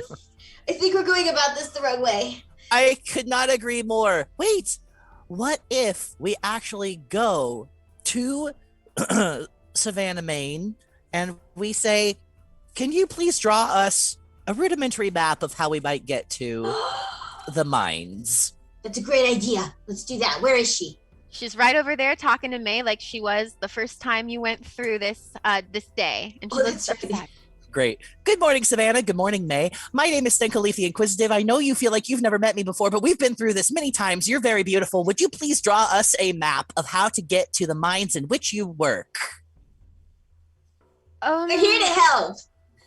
You're here to help? Are you here to help? Did you hear about my missing gems? Yes, That's correct. we did. Oh, and you want a map? We need a map because we're going to investigate the area for you. We're going to see if we have some clues, and then we're going to present all of those clues to Sheriff Bucky. Yeah, we're time traveling detectives. We're the 2-timers. 2-timing it. Roll charm. Oh my goodness. If you want someone's immediate trust, tell them you're 2-timers. 6. Exactly. 2. Make you roll until. Okay, because Stankaleaf got such a high roll, and is that the highest you can get on that die, Stankaleaf? That is the highest I can get on that die, Emma. Want to try rolling it again to see if you can? Why not? So I'm gonna upgrade. I'm rolling my D8, I'm gonna and it's see- an 8. Holy horses! Should I roll a Trust D10? us with Roll her a life. d10. Roll a d10. Oh, playing with fire now. Oh my god. Oh my god. It's a 9! Oh my gosh, Savannah! Oh my gosh! Worth it. Oh my gosh. Savannah and May look at each other, and then they look back to you, and May says, "It's like I always dreamed. It's finally happening. Oh my gosh, I've read so much sci-fi, and now I'm finally in one. Okay." And Savannah Incredible, right? And confusing. says, "So confusing and so incredible, but you guys are really persuasive. I really believe you. You're really cute," she says to you, Snugglebee.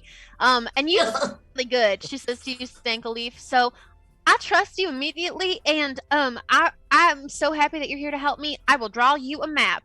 And so she draws you a map of how to get to the mines. Oh, thank you so much.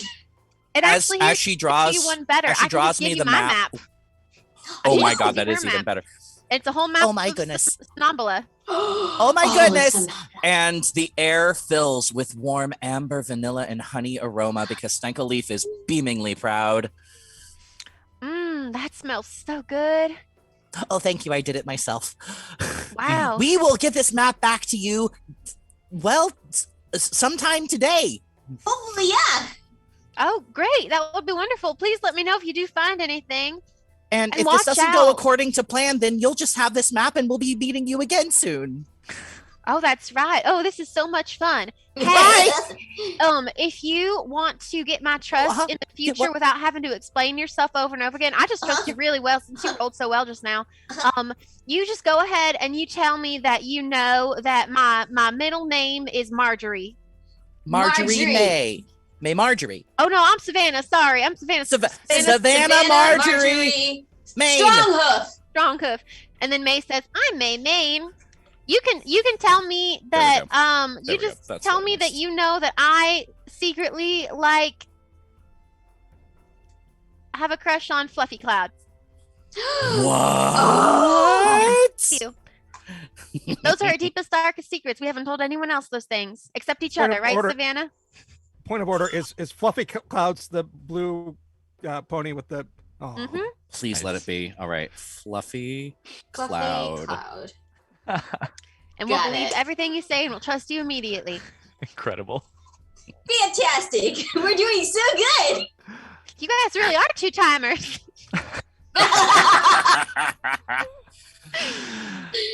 Is this all happening in the courtyard? Like close Yes. to where we were just having our interaction? Yes. You guys have a lovely conversation with Silver Monocle, and you turn around and you see them having this conversation with Savannah and May. And I think the four of you are able to come back together with your respective information. And Stinkleaf is like fully posturing and showing off the map. We got a map. We got a map. Incredible. Yes. Would the two of you like to accompany us to go and speak to Rusty Diamond Dog? Do you have the coins? We have to meet Dr. Silver Monocle back in the courtyard at midday in order to get the coins. But maybe would we have time to maybe do some reconnaissance, go to the mines, and then come back? Or I guess I just need to be here. But someone... I'll say that you guys have time to go do some reconnaissance and come back. You might not be in the make it back by like the exact start time of midday, if that makes sense. But if you leave and come back, then you'll be there kind of like halfway through. We'll say what happens at midday. Okay. All right. Let's do that. And Stinkleaf is trotting off, maybe even slightly galloping towards Rusty's burrow. Mm-hmm. Awesome. So you guys travel together to Rusty's burrow. As you are traveling, so on the map you can see that Rusty's burrow marked with little X, and Savannah scribbled some stuff on there, kind of to explain how it happened. You see that there's the mines. You see that there is Rusty's burrow, kind of a little ways from the mines, in between the mine and the town. You see that there is there's a little place marked. Let me read it from the book so I say it right. I want to say Lunabelle. No, yeah, Lunabelle. You see a little spot where it says Lunabelles, and there's like some little pictures of flowers. And you see that I think that's all that you see. So you see the mines are close to some Lunabelle flowers, and as you get there, you can kind of see that off in a distance a little ways yourself, and you see that kind of at the top of a hill there's like a little burrow, kind of like Gopher from Winnie the Pooh, you know, when it's like a little mound. And there's a little sign that says Rusty's burrow written in like marker, and the letters are backwards sometimes. I think we're in the right place. Yeah. What do you think? Oh no, we probably should have brought pancakes or donuts. Oh, I didn't think of that. Next time. And So do we go down the hole? And I paw at the ground at Rusty's burrow. Oh yeah, I'm gonna knock on the sign. I thump. Knock, knock, knock. Yeah. Knock, knock, knock. You hear some kind of like dirt moving down below, some like kind of low growls, and then a little head pops up out of the ground and says, "Yeah, what do you want?" We're from the future. My name is Stinkleaf the Inquisitive. These are my friends Gavelin Justice and Horace Power and Snuggle Bee. Don't be alarmed. We are here to help. I'm not interested in what you're selling. And he pops back down. No, wait! I told you we should have brought pancakes or It donuts. would have been so helpful. All right, I'm trying this again. And I hoof the ground. I'm trying to find a description of Rusty. Okay, so you see Rusty is a small diamond dog with a heavy-set black collar and scruffy red fur that never lies flat. Oh. Rusty. He seems distrustful of you. You hear him say, I don't trust ponies. Ponies don't like me, so I don't usually talk to other ponies if I can help it. We're actually here to warn you. Why? What for? If you go into town today, then Sheriff Bucky is going to try to arrest you for the theft of Savannah Stronghoof's gems last night. Where were you last night? What? And he pops his head up out of the hole again, and he says, I didn't steal no gems. I found them. You found them? Oh gosh, well, where'd you that's find helpful them? information. I found them right here in my burrow. And you don't know how they got here? No, I wasn't even here last night. Rusty Diamond doing Dog, something else. we think that someone is trying to frame you. What are you doing? Yeah, we might need a little bit more detail. Hi, Oh. Gavelin Justice. He's a lawyer. Oh, that's good, I guess. And Rusty seems a little bit hesitant still to trust you guys. Try rolling charm. Okay. And Stankaleaf, I'm going to ask you, what do you smell like right now? Ooh, yeah, that's a good question. Peppermint. And jasmine. I'm focused and I'm trying to remain calm. I would like to use, I guess, a preemptive friendship point for Stankaleaf. Whoa. Thank you. Let's see if I need it. I got a 5. Oh, I will take the friendship point so that it's not a natural 1 critical failure, but a 2 with a friendship point. Well, actually, with a friendship point, Steven, you can re-roll. So with 1 friendship point, you re-roll. Let me read it out loud again. With 1 friendship point, you ignore the result and you roll a die again. With Great. 2 friendship points, you ignore the result and roll a d20, which is not how I did it in the previous campaign, but is, I think, more fun.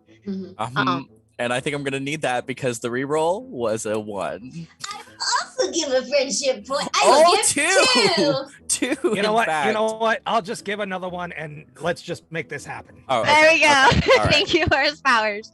Great. So Stankaleaf. So unless anybody rolled over a 6, Rusty doesn't seem like he trusts any of you until he looks at you, Stankaleaf, and you see him. Hey, is that a peppermint? And do I detect notes of jasmine? You have a very discerning nose. Yes. Yes, in fact, that is related to my, and I show off my cutie mark. and I say, my inherent personality. I cannot tell a lie wherever my emotions are concerned. And your emotions manifest as delicious smells? Not always delicious. Sometimes they smell like sulfuric eggs and burnt rubber, but let's not go there.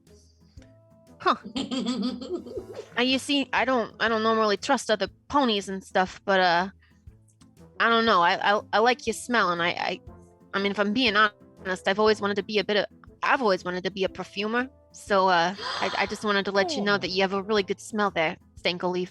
Wow. Stankaleaf now smells like an ice cream parlor and sugar cookies and birthday cake. Oh wow, that's strong, but I like it. It's like What a great walking into a perfumery. Man, you're your own one pony show, one pony smell shop. Okay, if this persists, the aroma of Axe body spray will get stronger and stronger in the air. Oh, okay. I can't say that one's my favorite, but really respect your ability there. That's really.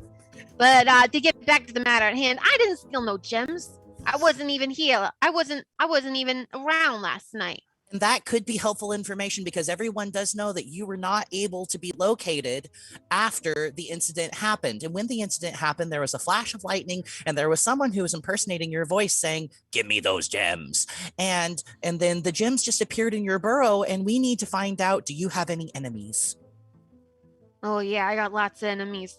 Nobody really likes me around here because Let's maybe start with the top three enemies. I mean, I just assume that people don't really like me all that much because they think that I'm a diamond dog and I'm gonna steal their gems and stuff. But I guess it would be easier to start with who isn't awful. I like May at the tavern. She's cool. She treats me, like a person. She doesn't treat me differently. She's cool. I like her. That's useful. And the Lady Justice lady, she's pretty cool too. Oh, also useful. But I don't really hang out with a lot of ponies. I kind of keep to myself. Did you, whenever you found that bag of gems, did you discover anything around it or anything else that was out of place? Like tracks, hooves, or otherwise anything that you didn't do? Well, let me tell you, when I got home last night, it was pretty late. I came back to my burrow. I was doing some stuff in my burrow, and then I went to bed. And when I woke up a couple hours later, because I had to use the restroom, I noticed that there was a bag at the bottom of the hole of my burrow, and so I went over to look at it, and it was a bag full of emeralds. See? And he holds up a bag. There's a bag full of emeralds right here, lying in my burrow. If taken to task on all of these events, I think you may need a better explanation than doing stuff last night.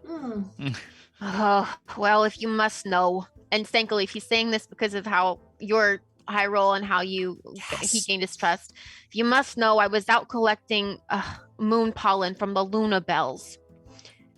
Moon pollen. It's right. There's some moon pollen flowers over here, and and he goes back into the burrow and comes back a second later, and he comes up with a mortar and pestle, and he says, I used the moon pollen from the Luna bells to make a special sort of like Vicks vapor rub type thing for myself, because if I don't take this, then my voice gets kind of high pitched and squeaky, and I'm kind of self-conscious about it. But this stuff helps, like, opens up my nasal cavities. When I don't take this stuff, I sound more like this. And you see, it's embarrassing. Stankalif very much stifles the urge to giggle. And there's nothing wrong with that voice, right? Right, everyone? That is correct. So you should be confident with your body. Yeah, well, it's hard sometimes, you know. I'm more about body neutrality. Like, if I can be okay with it existing, sometimes it's hard to love your body, but if you can accept it for what it is. Anyway, I'm working on it. That's really good. That's really good. Rusty, can I ask a question? Did you have this vapor rub last night? No, that's why I was out getting the moon pollen, see, because you gotta make it nice and fresh. So I went and got the moon pollen. I brought it back to my burrow. I stayed up making the balm for myself, and then I took some. I went to sleep. I woke up. There were gems in my burrow. So you couldn't have sounded like that. Okay. Have you noticed? Oh.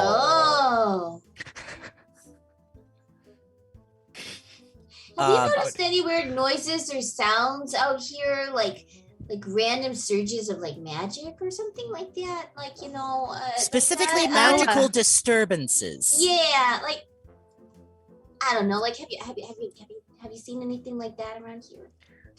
Well, when I was collecting the moon pollen last night, there was this big old flash of lightning, which was weird because it wasn't even raining. You saw a flash of lightning as well. Oh yeah. Could you see the source of it? Well, when I looked up to the sky, it looked like the lightning was coming down over near the. Actually, it was pretty close by. It looked like it was coming down up near the mines. But not like inside, like outside. Like, you know what I mean? Like, I saw like the streak of lightning kind of down, but like not all the way down. It looked like it hit something. Interesting. Question. I had a thought. Gavelin, your kind can harness clouds and stuff and move them and make weather happen, right? I'm not as proficient at it as some other Pegasi, but yeah, I can do a bit of cloud wrangling. Well, we saw that blue guy down there with the fluffy cloud stuff. Yeah, in fact, that is his name, Fluffy Cloud. Oh. Well, I can't tell you how I know that. Okay. Or who has a crush on him? What? Oh no, not May. Oh, she had nice mane. Wait, how'd you guess that? Oh, that's really cute. People Guys, can I think it just people can have inadvertently. crushes on more than one person. Yeah. Stankley starts to try to move away from the group because the aroma of burnt hair is starting to Oh come no, out I'm so sorry. there. There's some embarrassment happening here, guys. Oh, jeez, Louise. So, what do we do now? Are you telling me that people are saying that I stole these emeralds? Yeah. That's the current suspicion, but also. But I didn't do it. We believe you. Can I use my mind ability to investigate those emeralds? Yeah. I was just gonna say, can I use my mind? I'd like to use my mind, please. Yes. I would like to use You're doing my great, mind. Andy. Only if you take it a step at a time. Also, Rusty, I do think that it is in your best interest not to leave your burrow today. Is there anything that we can bring you so that you can stay here safe? Because I think that there is a warrant out for your arrest. You know, unjustly. Maybe we should take the emeralds, because if he's seen holding the evidence like inside his house, you know, I think that would get him arrested. Maybe we should hold on to the emeralds for now. I will say, did you two have the conversation with Savannah and May about going to Sheriff Bucky this time around? Oh no. No, we didn't do that. So we might not have anything to worry about at this point. But we don't know when Savannah might actually go to the sheriff. I mean, he was standing right next to her in the square, so, you know. She might not. You were the ones that encouraged her the last time. While you guys That's are having a good this point. conversation, We are very persuasive. what did Gavelin roll for the mind? Well, I rolled a 3, but I'd like to use a friendship point okay. to re-roll that. And I got a 5 this time. Okay, Gavelin, one look in this bag, and you can assess that this bag is full of emeralds and rubies. Not blue, red and green. All right.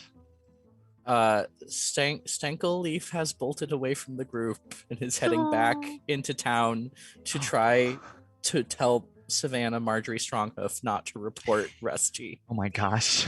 I want to go check out where the lightning hit. Okay.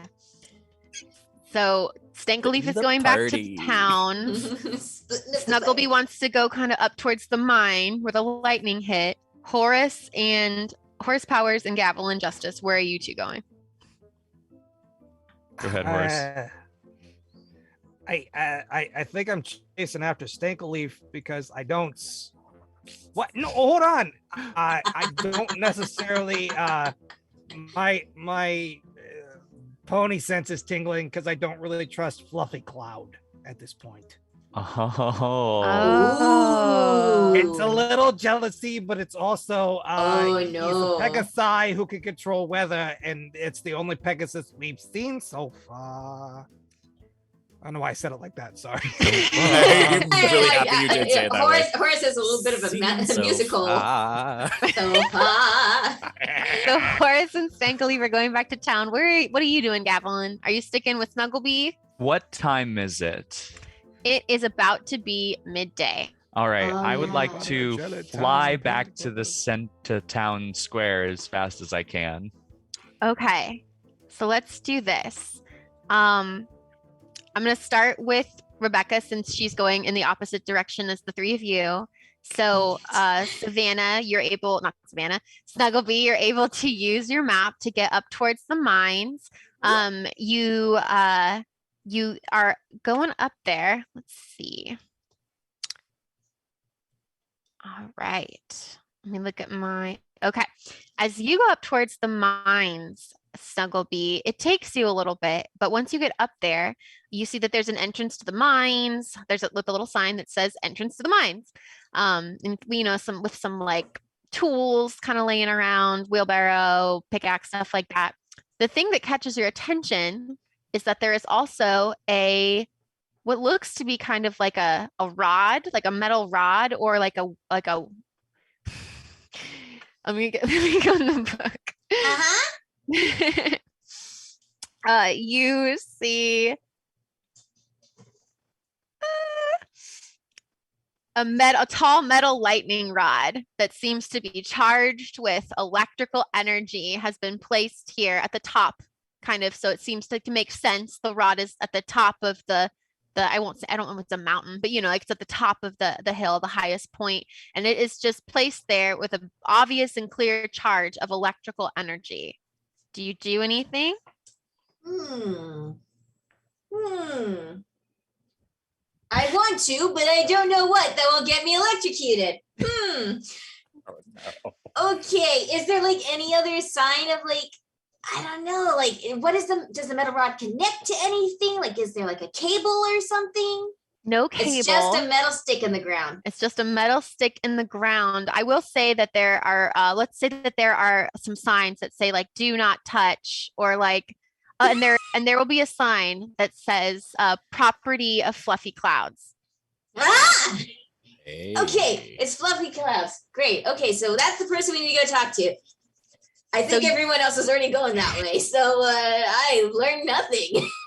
You've learned something. You've learned where the steps maybe of the or where the lightning was going, maybe when it struck earlier that at in the night. So okay, yeah, that now, makes sense. Snugglebee, you'll have to take the rest of your turn just to get back to the courtyard since you went in the opposite direction and are now doubling back. So that's what you've learned, Snugglebee. Yeah, she's gonna run full force, like just right through bushes and everything, just dragging everything she catches with her. Roll body. Okay.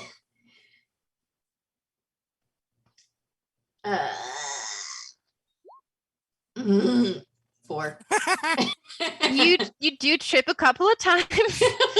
There's a couple of rolls, tuck and rolls. You only take 1 point of stamina damage from that. But you're heading back to town.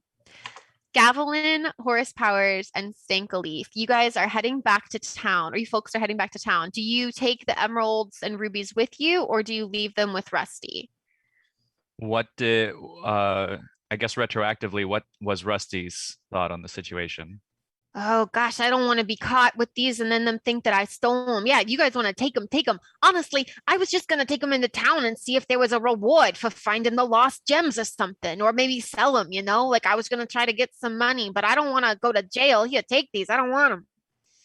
Maybe I can take them to Dr. Silver Monocle and we can see if she might know anything about them. Okay, so Gavelin has the gems. And you guys travel back to the town. It is now mid-afternoon. Actually, no, sorry, midday. Midday. That's a difference. Midday. All right. As you go back into town, this is what you see. Fire. The stall with the fruit, the mirage fruit, is still set up. But the earth pony who attends to it is, you would remember, in the tavern now. You would also remember that Fluffy Clouds, for those who exited the tavern, so Stankaleaf, you would remember that Fluffy Clouds should also be in the tavern now. And you also see Silver Monocle, Gavelin. But as you approach, you see that it seems that like she must have dropped something, or maybe her bag ripped, because her saddlebags items are all littered all over the town square, and she's trying to pick them up. She's saying, "Oh my, oh dear, oh drat," and that's what you see. All right. Well, I rush to assist the picking up of the items. And you, Gavelin, well, thank you. Thank you. Someone ran into me and must have ripped my bag. I didn't, and now I'm trying to, the coins. And you see that she's looking for the 7 coins. She says, Oh no. I have 6 of them, but I can't find the 7th one, the electrum. Oh, electrum? Like electricity? Yes, it's a special material, but it's not the individual coin that really matters. It's just that when the set is broken up, instead of doing what I told you it will do, you know, to stabilize magical energies, it actually then becomes an unstable magical energy without the 7th coin. Yes, it does. Okay. Did you see who ran into you, or do you think maybe someone around here saw what happened? There was nobody around when it happened. I was waiting for you. I remember Fluffy Clouds had just gone in, and so had Fruit Pop, and she gestures to the mirage fruit, so you would assume that Fruit Pop is the old pony farmer, Fruit Pop. They just went inside, and I was waiting for you, and someone short sort of bumped into me, and I spun around, and my bag ripped, and everything fell everywhere. But by the time I realized what had happened, whoever they were gone. I don't know what to do. I want to use my mind ability to kind of look around and see if there's any clues about maybe what could have happened or what direction the perpetrator went. Sure, roll mind, please. And while you're doing that, Horace Powers, please roll either your machine ability or your pony sense. Go with pony sense. Oh, there we go. What did you get, Gavelin? I rolled a 3, and then I used a friendship point to roll a 9. Okay. So you notice, let's see. You notice that there is a little bit of jelly on the ground close by, like a kind of a blue jelly. And if you taste it, Okay. it reminds you of the smoothie that you had on the first time around. So it sounds like maybe like mirage fruit jelly. Uh-huh. And you see that that's kind of like smeared on some of the coins. Was this blue jelly, this mirage fruit jelly, was this on the coins already? Oh, no. And she takes them and starts cleaning them off. Never. And as you are thinking about that, Gavilan, you notice that there's like a little trail, a bit of jelly leading out of the courtyard. Look. Because you rolled a 9, which is really good. Yay. Should we, do you have time to follow the trail? To find my missing coin, yes. Well, let's go. All right, so you two are headed that way. Horace, what did you roll? I rolled an 8. Horace, you can sense something is happening in the Prancer. And while Gavilan is dealing with Silver Monocle, you go over to the Prancer and you see that the number 2 for 2 magical disturbances that was on the screen has gone up to a 3. What? No. And you can assume that maybe this has something to do with the problem of the coins being separated, that in fact created a new magical disturbance. And so now there are 3 magical disturbances. It is still midday. Stankleaf, what are you doing? Let's see. So, oh no, Stankleaf has to organize Stankleaf's thoughts. Stankleaf is booking it back to Savannah Stronghoof. So presumably going into the tavern. Okay. As you are going into the tavern, Stankleaf, someone else comes right back out of the tavern, someone who just went in, and you see Fluffy Cods, and he says, "Oh my gosh, I can't believe I slept in so late. I gotta go." And he takes off to the sky, back towards where you all just ran away from, back towards the mines. Okay. And as you are, running around back towards your friends, Snugglebee, roll a mind for me. I'm just trying to make sure all of these things 3. are set. Oh yes. You think you see something fly overhead. You don't quite see what it is, Snugglebee, but you think you see something flying right overhead back towards where you were just running away from. And now back to you, Stankleaf. So Great. you go up to Savannah. Savannah, you didn't say anything about last night to Sheriff Bucky already, did you? I mentioned to him in passing, but I don't think any official investigation. Oh wait, I don't think any official investigation has started. Why? Did you learn something? Yes, I did. I think Rusty is innocent. Really? Yes, I think Rusty's being framed. Oh wow. Why do you think that? Because Rusty has a very good alibi for where he was last night, and it wouldn't have been where you were. And then this morning he woke up and he was in possession of things that he didn't steal from you. Oh wow. Well, but I heard someone with a deep growly voice tell me to give me them gems. Yeah, and last night Rusty didn't have a deep growly voice. Well, what do you mean? He always has a deep growly voice. Yeah, that's because he takes a Vicks Vapor Rub. It sounds very backward logic, but he actually has a very naturally high voice. Please don't tell him I told you all of this. And God, I'm talking Poor so Rusty. fast. Talking amazingly fast here. So there's no way he would have sounded like me last night. He wouldn't have sounded like this. He would have sounded like this. Oh wow. Well, what do we? So wait. So who has my gems? Were you able to find? Did he not have them, or if someone's framing him, who has the gems? Hold that thought. And I go out of the tavern. Okay. You go out of the tavern, Stankleaf. Horse Powers, I think you can come out of the Prancer at that moment, so you two can reconvene. Snugglebee, I'll say you arrive in town at that moment in time. So the 3 of you are together. As we transition into mid-afternoon. Okay, into mid-afternoon. You three are all in the courtyard. Do you say anything to each other to catch each other up? Yes, Stankelleaf just blurts, "Who has the gems?" Gavelin, you're not there. You're with Professor Monocle. Oh no! I believe Gavelin had the gems. But Gavelin has the we gems. have more of a. Yeah, wait, hold on. We Yeah, but- have more of a situation. Wait, So is this we have situation- more of a okay, situation here. It's okay. No, no, the thing went up to 3. It was a 2. Now it's a 3. Oh, okay. This is gonna be. A Oh, useful that's time not here. good. We have bad situation. We got 3, was 2. It should have been 1 now, but it's not. It's 2 and then 3. We got 3. Yes, and the air is filled with burnt plastic and horseradish and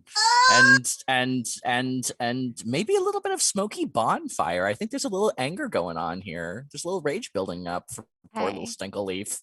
Oh, What? We have to hit the red button. And before you can do that, I'm going to jump back to Gavelin. Gavelin, you and Professor Silver Monocle are following the trail of Mirage Jam, and it leads you back to the house of Lady Justice. Oh my You goodness. see that there's some jam on the doorknob, and just as you're having that thought, everyone, everywhere where you are, hears booming thunder in the sky as all of a sudden, from out of nowhere, some rain clouds appear, dark and heavy, and there's a big crackle of lightning, and all of a sudden it starts to rain, and Fluffy Gavelin, cloud. the jam trail that you were following, disappears in the water.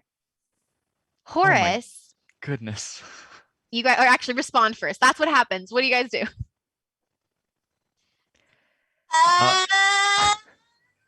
remember the machine. Yeah, Stankelleaf is bolting for the machine. I say out loud to no one in particular, I sure hope no one pushes the red button while I am so far away from the machine. And Snugglebee's gonna say, "It's Fluffy Cloud. Fluffy Cloud has a lightning bolt thing on top of the mine, and it belongs to him, and that's where the lightning came from." That's all I got. I ran the other way. To which that sounds to Stankelleaf like, "Fluffy Cloud has the..." As Stankelleaf is darting and reaching their hoof slowly out toward the red. No! Do you try to stop him? If anyone's if anyone's trying to stop them, roll body, and Stankelleaf roll body to contest. I will die. I will be dead. I don't know that. Got a 5 from Oh Horace. no! Give me one quick second. I gotta use a friendship point. Horace has a I want 5. to find out what would happen. Better. Stankelleaf rolled a A 3. Okay, so both of you together are able to grab Stankelleaf and stop them from hitting the big red button. Just boosh, just flattens him. No. Just flattens You him. can't push it. We gotta have all 4 of us here. You can't push it. We don't know what would happen if we left him in this timeline. But it's a mess. It's all a mess. We have to go back. We have to start over. But we gotta get the lawyer first. Listen to me. I don't even like horses, and I want to save Gavelin. So come on. Wait, why do you keep saying you don't like? Wait, I'm not good with people. Just you keep saying horses though. Aren't you a pony?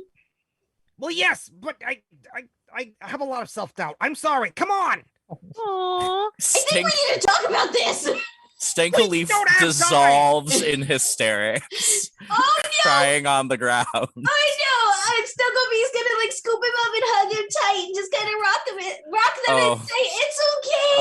It's okay." Oh, poor Snugglebee. You are just covered in the aroma of burnt plastic because Stankelleaf feels so lost. And there's she's also some fallen rain mixed with wet dirt because they are sorrowful.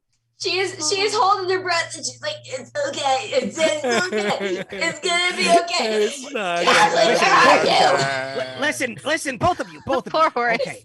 We just we wanted have- to go to Canterlot. Yeah, and I wanted a toaster. So here's the thing. we have an opportunity here. Once we get Gavelin back to fix all of this, if we push the button again, not now, but if we push the button again with the information we have, we can hopefully solve a number of things. We have ways of communicating with both Savannah and May. We have ways of communicating with both all the ways. We have all the ways. So let's just go find Gavelin, okay? We're gonna go find Gavelin. He might have more information. He also has the gems that we can return to Savannah in this timeline. And we'll go, okay? This timeline, I'm so confused. I know, buddy. Come on. I know. We're gonna go. If you want to just long day. If you just want to pack him on your back, Snugglebee, that will be great. Let's just go, okay? Yeah. All right. I'm pretty heavy. I'm pretty big. It's okay. I can handle it. And as you guys are coming together, Horace, roll either your pony sense or the machine talent again. I'm gonna go with pony sense again. Whoop. Come on, stay on the thing. A 10. A 10. Oh my word. Is that a 10 on a D10? It's a 10 on a D10. Oh, roll a D12. Do I have to roll a D12? You don't have to. I'm not going to. I'm going to take the 10. This is nice. Nice. 10 is a round number. Horace, Powers, as everyone is coming together and you're helping to calm everyone down, you notice that inside the Prancer, the number 3 has gone down to a number 2, and you can assess that as soon as the rain started to fall, one of the magical disturbances was no longer happening. I think once the rain started to fall, the magical disturbance stopped happening. I sense that. Sorry, do you think it has something to do with the lightning rod? Like I don't know. Maybe the lightning rod has something to do with maybe Fluffy Cloud is doing something. I don't know. Stenka says nothing. So much thinking. But you do smell fresh ground coffee, which those of you who know Stenka, and neither of you do, this is Stenka trying to reset their emotions. Oh, it's a very nice smell you have going on right now. I appreciate it. Thank you. Reminds me of mushroom coffee. It's very good. Yes, Sorry, inside joke for the people that are. And as you're doing so good. As you give them some encouragement, we'll shift over to Gavelin. You're still standing outside of Lady Justice's house with Professor Silver Monocle. It's raining on both of you. You're both soaked at this point. What do you do? I look deep into Professor Silver Monocle's eyes, and I say, "Does this happen often?" Random rainstorms in the middle of an otherwise beautiful day? No. Only when you're around. Oh my. Goodness. I feel like we should maybe go inside or knock on this door and find out what happened to your coin. I think that's a very good idea. And she knocks on the door. And while she knocks, I say, knock, knock, knock. She finds that charming. And a moment goes by, and then the door opens, and you see who you can assume to be Lady Justice. Let me see if there's a picture of her. Yeah, there is. Let's see. Lady Justice is a green-coated pony with like a kind of I'm bad at describing things. She's got a blazer and a gavel as her like cutie mark. Don't read any of the text. Just look at that little. She is adorable. Yeah. Amazing. And she says, "Oh, hello. Oh my, you two are soaked. Oh, Professor Silver Monocle, here, come in." And she invites you inside. To what do I owe this? The pleasure of this visit. Is everything okay? Hi, my name is Gavelin Justice. Gavelin Justice? Yeah. Oh, are we? I don't. Do I have a son I don't know about? I mean, I know my parents. I mean, maybe they aren't my parents? Or maybe. Wait. This is all very strange. Have you ever been Have you ever been to Cloudsdale? No, I'm an earth pony. And you see Okay. that she doesn't have wings. Wonderful. Then we're probably not related? Perhaps just we have much in common. Perhaps. It's lovely to meet you, Gavilan Justice. You too, Lady Justice. We're here because we were following a trail of blue jelly. Oh, Sounds so silly. yes. That will be Chomper, I suspect. Chomper. Is this what is Chomper? What is a Chomper? What is Chomper? What is Chomper?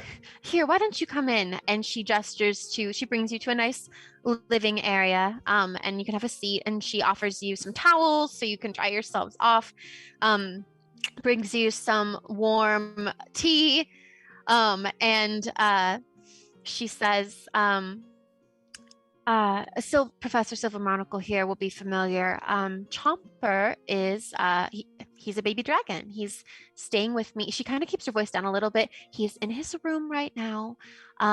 He's staying with me for the summer. It's a long story, but essentially, Chomper was attending Princess Twilight Sparkle's School of Friendship in Ponyville, and he had a little bit of trouble making friends with the other creatures there.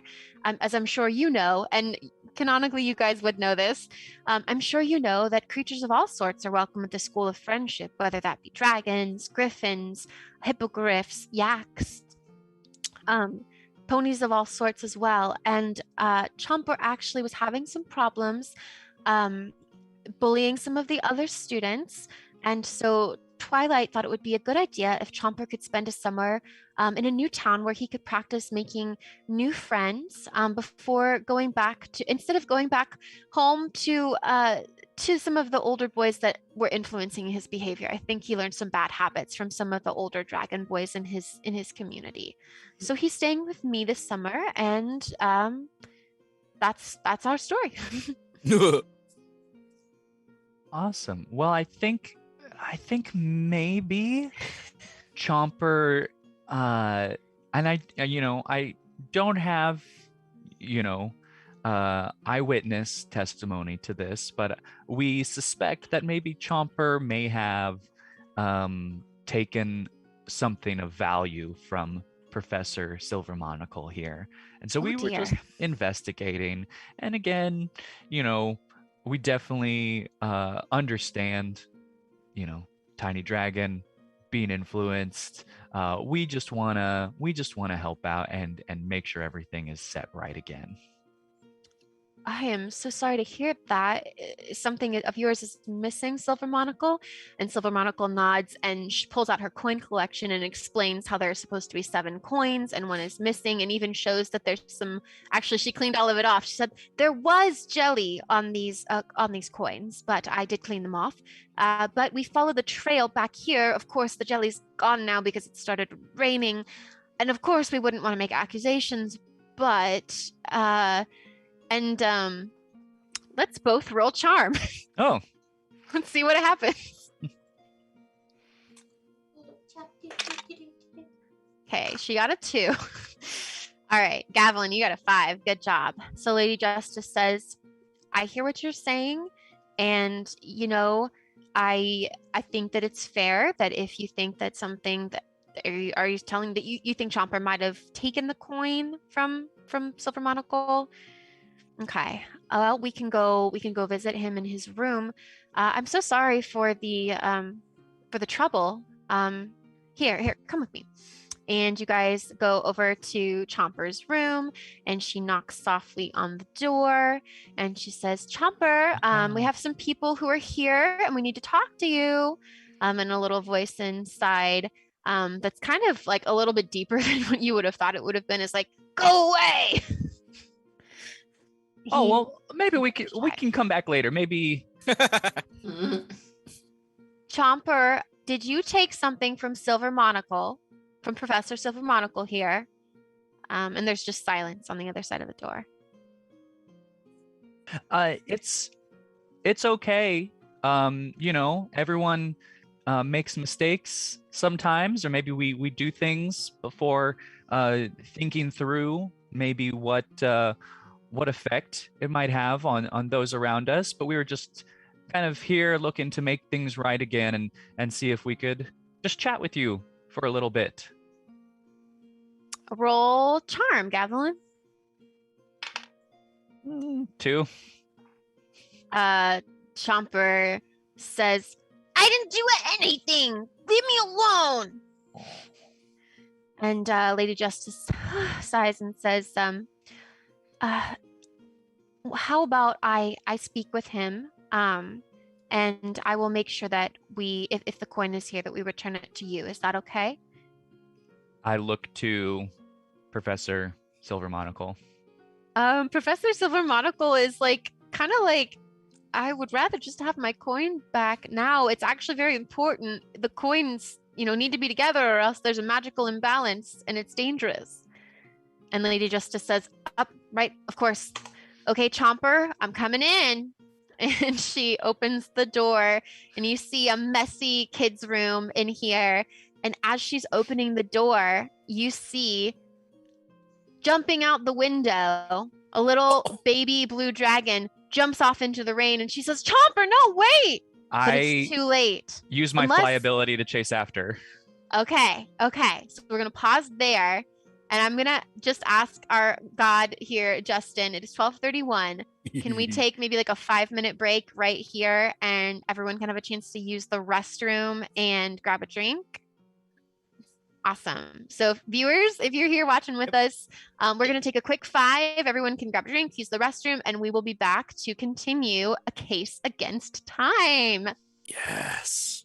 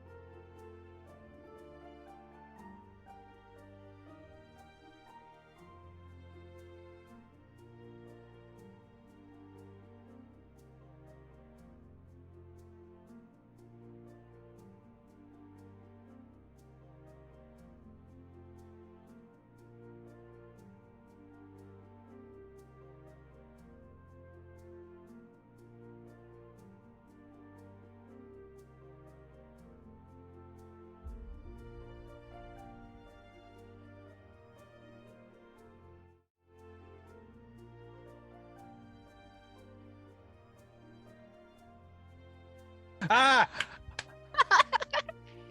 everybody, welcome back. If you're tuning in for the first time right now, for some reason, we are doing a Tales of Equestria one-shot live stream. Our adventure today is called A Case Against Time, and when we left off, Gavilan Justice and Professor Silver Monocle had confronted Lady Justice and her No relation. her ward, no relation, and her ward Chomper, the baby dragon, because it appears Chomper stole a coin, a special magical coin, from Professor Monocle. And if this coin remains separated from its set, then that creates a magical disturbance in the universe.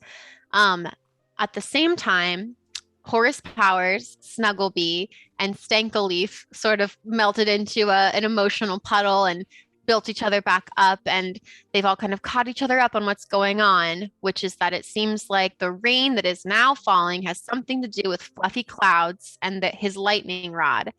And we're going to shift as Gavilan is diving out the window after baby Chomper. Can you roll fly for me, Gavilan? I certainly can. Ooh, 10. Whoa. Okay, Gavilan, you are right on baby Chomper's heels. Even in the rain, you are motivated by your desire to fix time and space, and so you're not letting this baby dragon out of your sight. It's a good motivation. Very powerful. I'm in space fixing. Yeah. Yeah. Snugglebee, Horace Powers, and Stankleaf, when you guys were out in the rain, were you going to go try to find Gavilan, or were you going to try to go get some shelter inside the tavern once you kind of were able to collect yourselves? I think we were looking for Gavilan because we really want to press that button. Okay. So as you are walking towards Silver Monocle's home, the direction you saw Gavilan go, you see, like imagine you guys are on the sidewalk, right? And you see like through the space in between the houses, you see two images just fly by, two shapes just fly by. Very similar actually earlier, Snugglebee, to when you saw someone fly over your head when you were leaving the lightning rod. And that's what you see. It's weird. Let's keep walking. I guess. No. Great. Anybody else got an idea? That a baby hippo with wings? Okay, and I would like to believe that, knowing the things that I know about Gavilan Justice and his Pegasi abilities and flying, that as long as I was not still just a weepy puddle, and I think I've recovered, that I would be like, guys, I think that was Gavilan. An orange blur, just whoosh. All right, and let's follow him. Huh? But we can't fly. Run. Okay. And Stankleaf is ready to start. We run. Yep. All right. You are running back towards the square. Gavilan, you're following Chomper. You don't even know if Chomper knows where he's going. He's just trying to get away from you. And you see Chomper is making a beeline for the Prancer. Oh, God. All right. What do you do? Yeah, I want to shout after Chomper and say, Chomper, listen, you're not in trouble. We just need to figure some things out.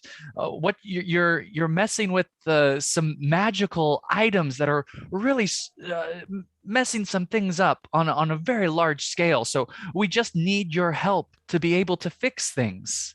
You are important. We need your help. Roll charm again, Andy. 5. Okay. Chomper kind of shoots back at you over his shoulder. He says, I'm always messing everything up. No, you have the ability to solve this. That's what I'm saying. With your help, we can fix things. And as you're saying this, Gavilan, Chomper flies into the Prancer, and he's going to try to shut the door behind him. Make a body check for me to see if you can interfere with this at all. And I'll make one for him. Okay. Yeah, I'm gonna use. Do you need a friendship point? I'm gonna use one. I think I might need to try and. Oh, same thing. 2. He got a 2 as well. Okay. Oh, thank God. So he grabs the door and tries to keep it shut, and you grab the door and try to open it. And so you guys are at an impasse. It's a tug of war, and he is surprisingly strong for a baby dragon. Or maybe you're just a little bit weaker for a Pegasi. Can I? Yeah, that's very true. Can I try and use some cloud wrangling? Could that maybe include like a gust of wind to assist me with blowing the door back open? Yes, you could try cloud wrangling. You will have to like let go of the door and go get a cloud and bring it down to use it. Or like you'll have to let go of the door to kind of like get up to the clouds to use them. But by that point, the door would definitely shut. Mm-hmm. Okay. Then I'm going to just stay trying to hold, at least keep the door open. All right, Snugglebee, Stankaleaf, and Horse Powers, you run back into the courtyard and you see Gavilan is trying very, very hard to keep the door of the Prancer from shutting completely. I'm gonna run and help him open it. And then I run and I grab a hold of Snugglebee. Horace, are you joining? I'm just observing what the hell is going on. Great. Okay. Tug of war. Roll body, Snugglebee, and Stankaleaf, and Gavilan. All of you roll body, and we'll go with the highest roll. And I'm going to roll again for Chomper.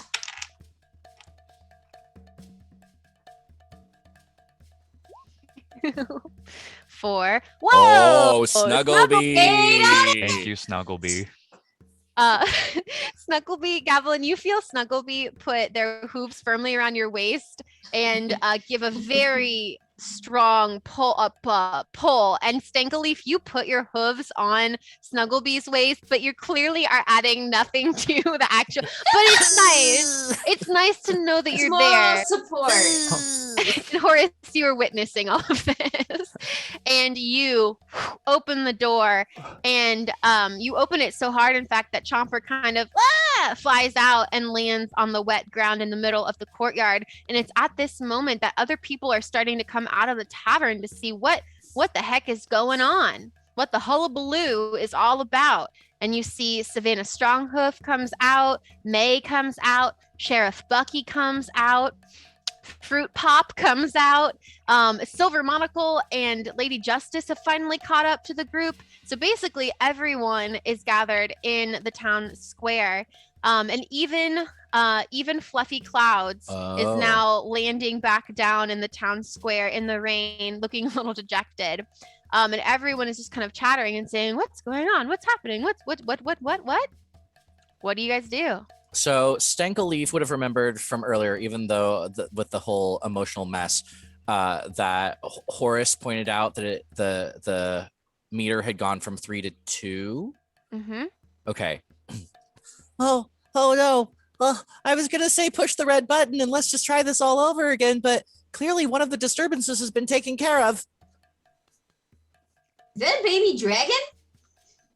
Whoa, that's totally a baby dragon. Hello, baby dragon. My name is Hi. Stankaleaf the Inquisitive. Snugglebee, nice meeting you. Chomper puts his head up because he landed face flat on the ground, and he puts his head up and he kind of just growls at you a little bit. Aw, come on, little buddy. Let's not have that kind of attitude. And she's gonna scoop him up into a hug.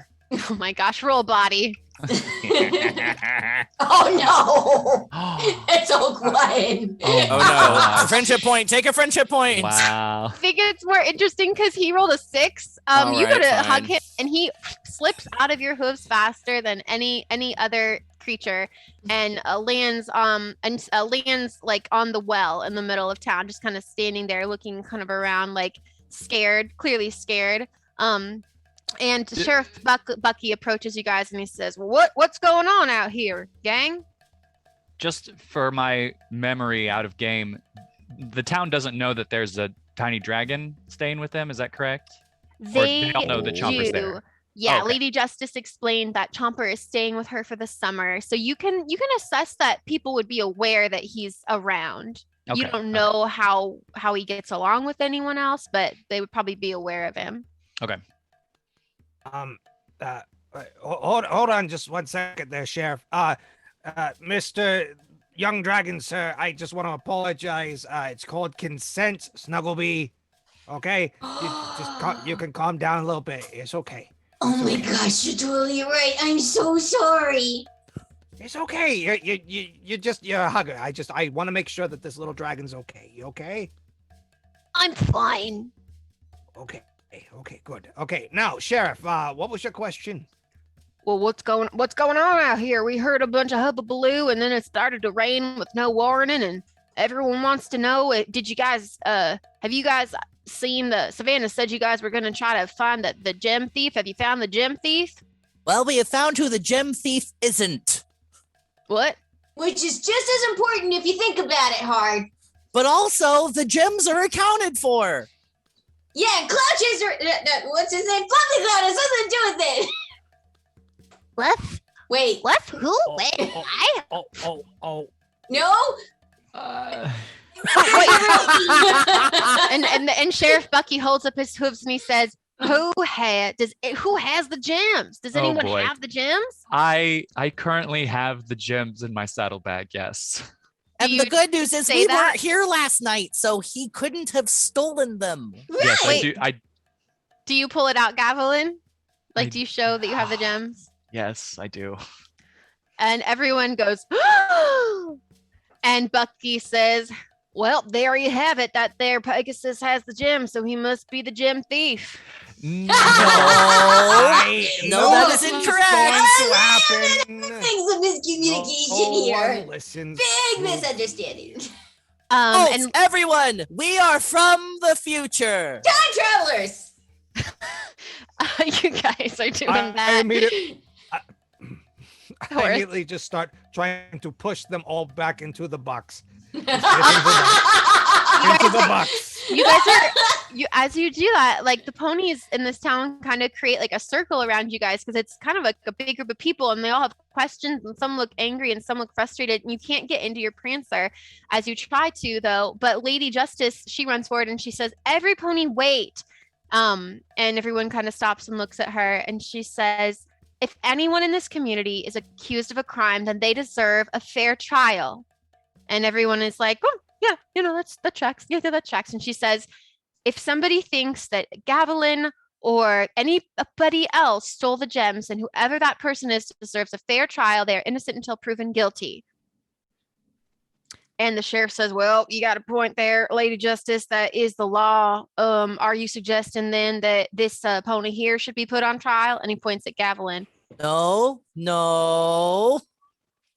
And Savannah steps forward and she says, well, originally I was thinking that Rusty the Diamond Dog had done it, so maybe he should be the one on trial. No.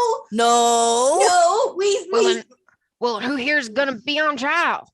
Well, not Someone has anyone to. yet. Just have some patience. We're still figuring it out. It's a process. Should we tell them that the thing's gonna explode? No, stop. Let me ask you a question, Sheriff. Where were you last night? I was in my bed asleep. A likely story. Hey. In fact, where were you, Fluffy Cloud? Last night? Oh, last night I was charging up my lightning rod. Charging up my lightning rod. Oh, charging. Got it. He does have a lightning rod. Why were you charging up your lightning rod? Oh, well, I'm glad you asked. I believe that I can harness the powers of the weather to be able to control it better. That sounds like a useful skill. Why do you need to control the weather better? And did you start this storm today? Yes, that was my fault. I do apologize. I was trying to make a nice peaceful rain, and instead I brought a big rainstorm. Aha. Huh. And it is still raining on all you guys, just as so you know. And as this is all happening, a voice says, "Hey, you guys!" and everyone stops and turns, and you see Rusty is standing there, and they go, and Rusty says, now, I want you guys to know that these ponies, they didn't do nothing bad. All they did was try to help me out, and they listened to me, and they were nice to me. And so if anyone's gonna be on trial for a crime, then I didn't do it, but it'll be me. You know why? Because I know that I'm innocent, and so I know that the justice will prevail. You guys will see that. Don't punish these ponies for something they didn't do. Friends, can the four of us agree that this is a royal mess and we should just start this day over? Yeah, let's press the button. I've had enough. Gavelin? Okay, Gavelin? Well, Gavelin? can we make it to the Prancer? Oh, we're at the Prancer. I will. where? Okay. Aren't we being Emma encircled? said that we were being. We were surrounded. Oh, I surrounded. assumed we were surrounded Surrounded. at the Prancer. Lady Justice looks to you, Gavelin, and she says, "We could have a trial right now if you are willing to represent the defendant, What time and is we it? could settle this once and for all." Can we finish it before midnight? She looks at her watch and she says, "I hope so. It'll be evening soon. In fact, Can by we- the time the trial starts, it'll be evening." Can we do it here in the courtyard close to the Prancer? Well, it is raining, Right. but I would prefer if we could do it inside. Let's do it inside the machine. The machine is far too small.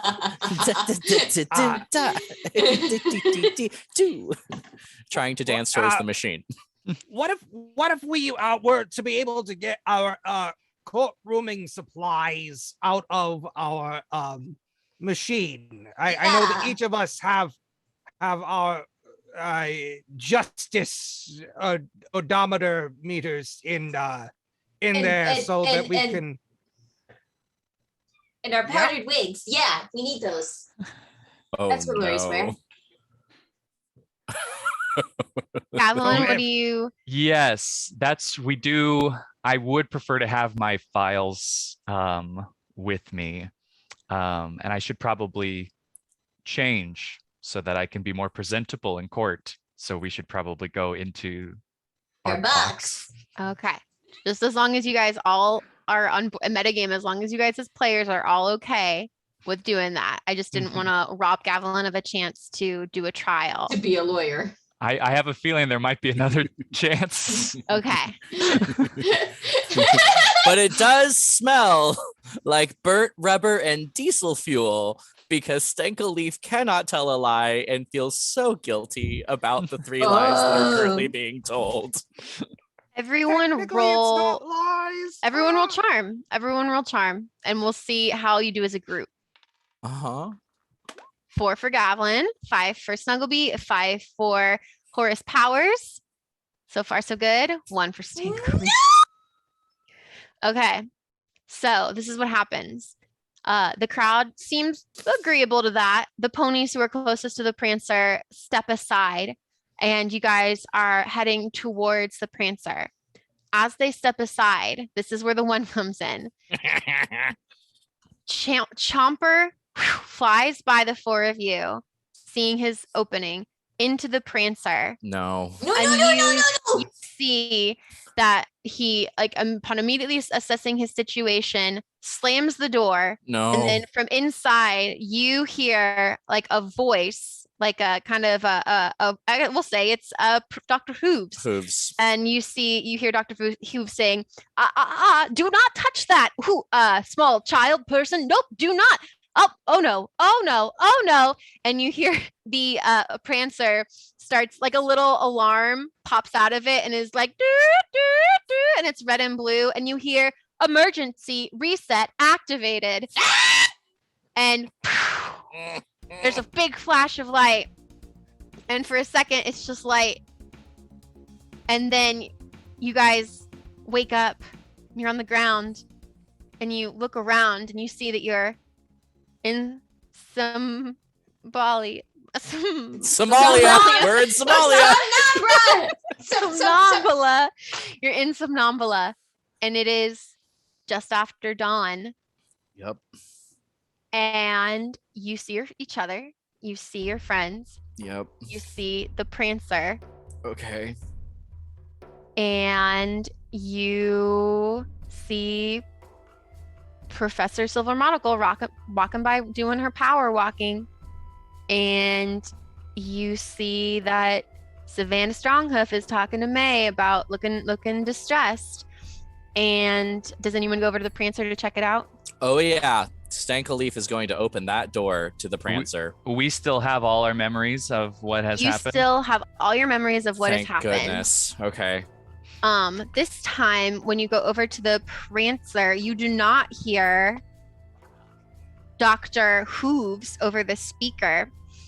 You look inside and the Prancer, you look inside of the Prancer.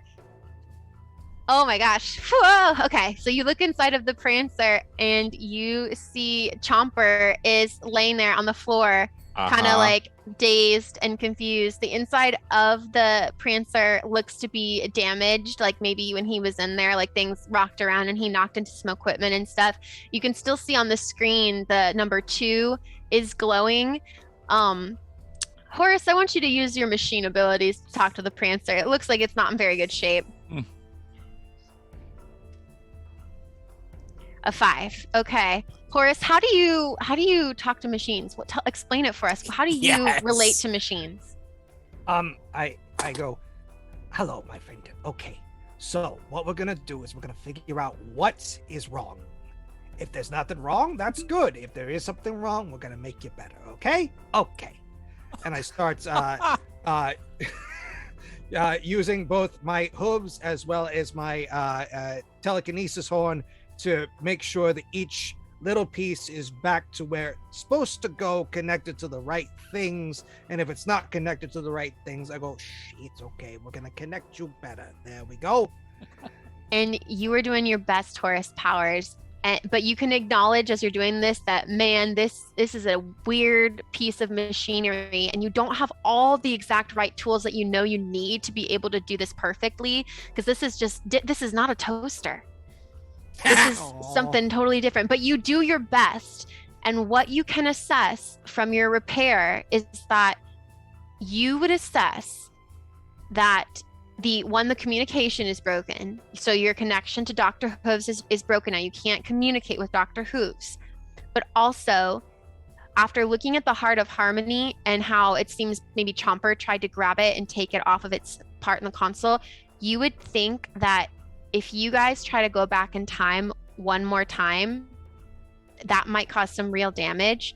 So this is your last chance to get everything right before you try to use the Prancer to get back home. How big would this explosion be? When you talked to Dr. Hooves before, he said that it would, and I quote,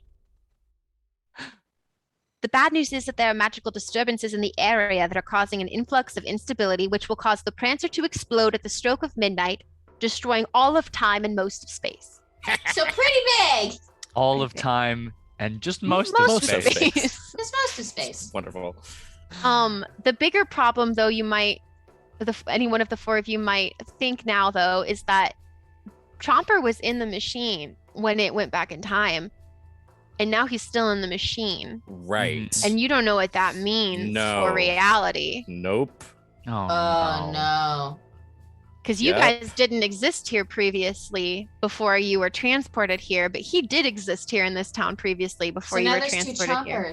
There could be a butterfly effect situation that we don't yet know of. Oh, this is going to be fun. And Chomper sits up and kind of dazed, dizzy. You can see little stars, and he just shakes his head and he says, "Whoa, what is that? What was that? Huh? Are you okay there, little buddy?" This is called a Prancer. I don't remember what that stands for, little dragon, but you just restarted the time of day. And you're not supposed to be in this timeline. So, you're one of us now. We are all from the future. We're all 2-timers. You guys are weird. Yes, Chomper. and now you are too. Chomper, we need your help now more than ever. You remember everything about the past day that you just lived. Well, we're about to live that same day again. And there's also a possibility that you are going to see yourself today. And so I need you to mentally prepare for that. How is this possible?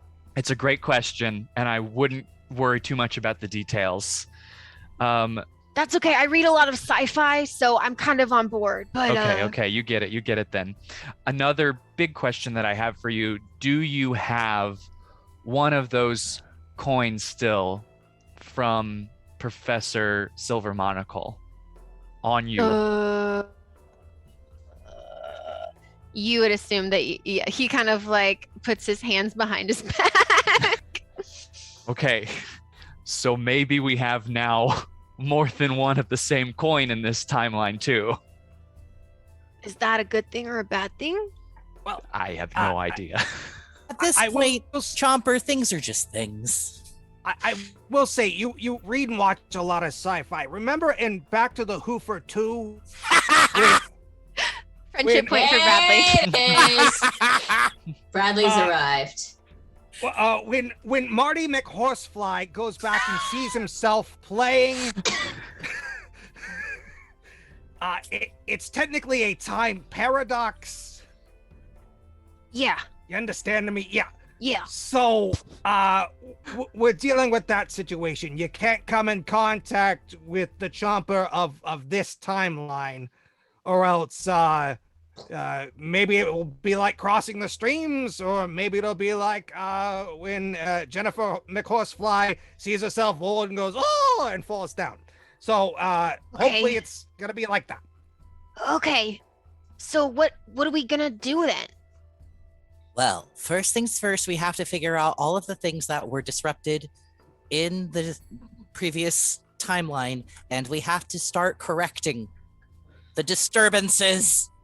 Okay, so let's everybody take a moment and take a deep breath. And now let's all just list out what we do know, and let's make a plan about it, because we've kind of been running around pretty crazy, and we need a plan. I know that Rusty is currently in possession of some emeralds and rubies that they did not steal. I think that I should go confiscate those and bring them here. Right.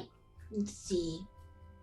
I know that if I talk to Professor Silver Monocle, then I can get us to meet in the courtyard at noon. And even if the Chomper of this timeline steals the coin, we have a new Chomper with a new coin that could complete the set and prevent that magical conundrum.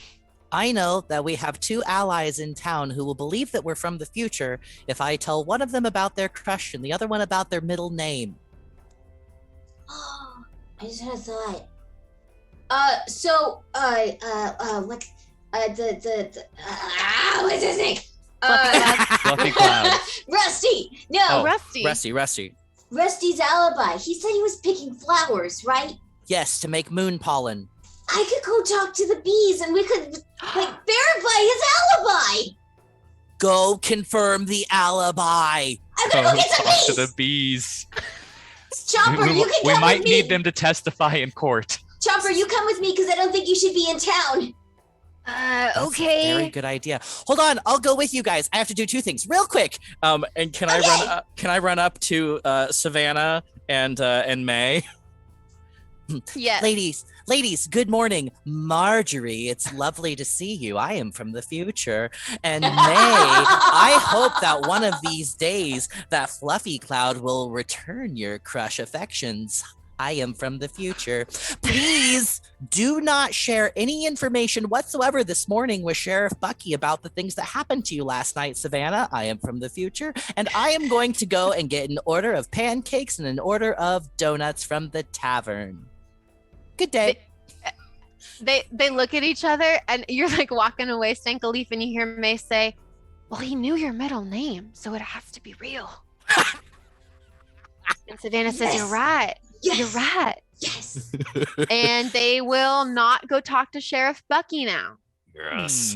Yes. I'm gonna get an order of pancakes and an order of donuts from the tavern. Okay. Okay. So there's some bits gone, and then Stankel Leaf is going to accompany Chomper and Snugglebee to talk to Rusty, and maybe some pollinating bees. All right. And what are Gavilan and Horace doing? Before Chomper leaves, can I request possession of the coin? Yeah, you can have. I don't even need it anyway. I just thought it was cool and shiny and stuff. And it is. You're so right. It is shiny and cool. It's also really important. So thank you for giving it back. You're welcome. Point of clarification: did we ever ask Chomper if he stole gems? Oh, no, we did not. But we can have that interrogation conversation with Chomper on our way to Rusty. Do you want to come with us? I guess I don't really have a choice. I don't. Roll charm. You sank a leaf I'm in. doing it. Yeah. He's after having been through the trauma of traveling through time, he seems a little bit more willing to participate. All right, 3. I rolled a 3. Okay, Snugglebee. A 3. Oh, friendship point. I'm wasting a friendship point. Okay. Not Wasting. I mean, spending. I'm spending a friendship Are point. you spending it to re-roll? I think I'm just spending it to take my 3 to 4. If Snugglebee will add a friendship point to that, it can be an automatic success.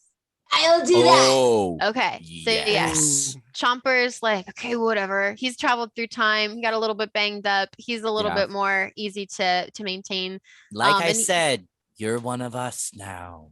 One of us. Stop! You guys are One of weird. He flies ahead of So you. weird too. If I'm not supposed to see myself, then we just got to make sure that we stay away from my house, because this is about the time that I snuck back into my house through the window. Snuck back. Why'd you sneak out? I mean, let's go this way. Hey, hang on. We're going to learn some more information about you right now. All right, so we'll do the conversation of Stankleaf and Snugglebee on their way to the flowers. What do you ask Chomper? I'm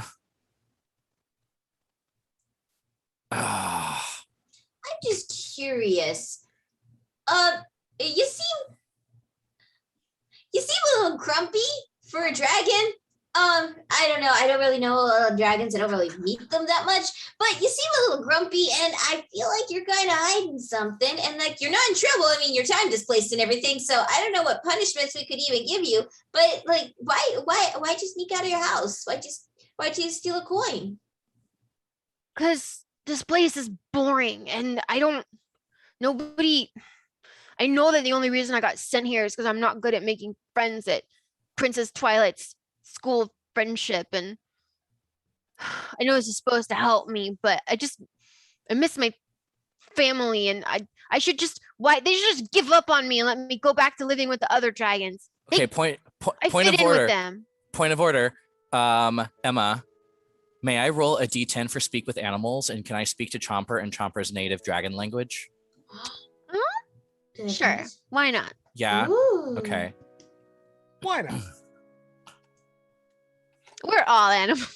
Yeah. Sure. That's a 6. Okay. And I just basically want to say to Chomper that Friends and family come in unexpected packages all the time. It's not necessarily the ones we make at school, and it's not necessarily the families in which we're born into. It's the people who love us and understand us. But what if I'm not worthy of love and understanding? Everyone is worthy of love and understanding, Chomper. Just because you've maybe done some things that were misinterpreted and misunderstood, coming from a place of pain in the past, does not make you a bad person. It just means that you reacted out of pain. You're very worthy. We need to help you work on your pain. You want a hug? Bring it in, buddy. Bring it in. Bring it in. and that's where I stopped talking in dragon. Group hug. And you guys. Yeah, Snuggleby had no idea what you were saying, but she saw him crying, and so she's just like, bring it in, let's have a hug. And as we're hugging, then not in dragon, Stinkleaf says, Chomper, where were you last night during the lightning strike? I was just out kind of flying around near the mines and stuff. I like to go outside at night when no one else is around. But you were near the mines? Yeah. Did you see what the lightning hit? Yeah, it hit like some big rod up on the mine. It did hit the lightning rod. Did you see anybody else up there? Like anything weird? Kind of like, oh, that's odd. I might have seen Savannah in her cart. Okay, that checks out. That checks out. Did you see Rusty collecting some pollen?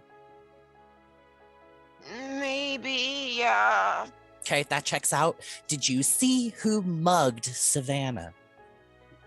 No.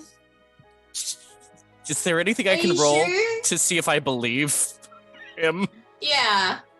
I took the gems. Oh my gosh, that is so helpful. That answers that question. That's really helpful information. These two. This duo.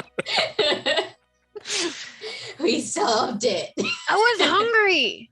Wait, you eat gems? Oh, that makes sense. Oh, yeah, it does? How does that make sense? What makes sense? I'm confused. Dragons eat gems. Yeah, dragons eat gems.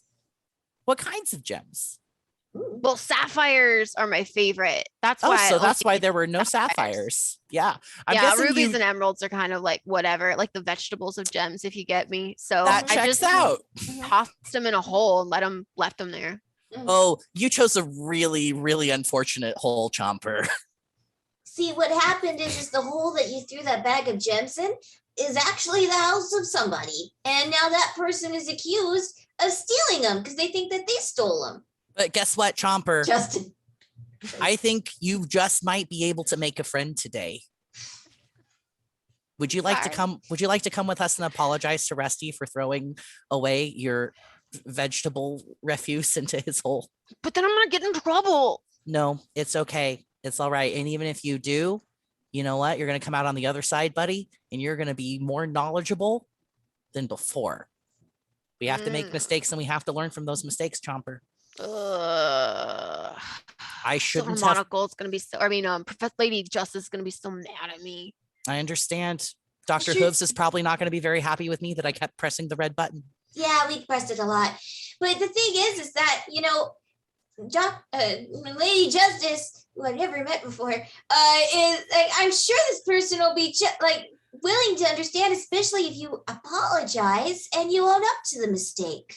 You just might have to do some. Yeah. No, please. No, you were saying. Oh, no. You're right on the right track. I mean, you might, have to face a little punishment, but that's better than someone else getting in trouble for something that they didn't do, especially when it's like a big punishment for them. Jumper, have you heard of community service? No. Well, you're about to. And with that, you guys continue on towards Rusty. I'm going to get back to Gavilan and Horace Powers. What are you guys doing? I just realized that we probably all have cell phones. We could have been calling each other this entire time. Pony phones. Sorry. Should we talk to I feel like we should probably retrace our steps with Professor Silver Monocle. Because those coins, I feel like, because we know, well, we don't know. We know that the coins were one of the magical disturbances, but we can solve that. We know that one of the magical disturbances got solved, but I don't know what we did to do it. And then we don't know what the third magical disturbance was. And I'll remind you, just like meta game, there are still some people in this town you haven't talked to yet. You haven't talked as much to, you've talked to Fluffy Cloud a bit. Haven't talked to Fruit Pop. You haven't talked to Fruit Pop. That's who you haven't talked to. Fluffy Cloud and Fruit Pop. I feel like Fluffy Cloud, something to do with Fluffy Cloud is one of the magical things because it had some connection to the storm, right? Yeah, sure. Well, what about the guy who's delivering all the produce, poppy fruits of Is that fruity- yeah? fruity pop- I've not spoken to them. I don't know what their deal is. I know that they have mirage fruit and it's fresh. Oh, excuse me. What? Yes? So sorry to interrupt your morning jog, or power walking, I guess. Looks very fun. Nice tracksuit, by the way. Oh, thank you. You should buy some fresh mirage fruit for any smoothies that you happen to be making.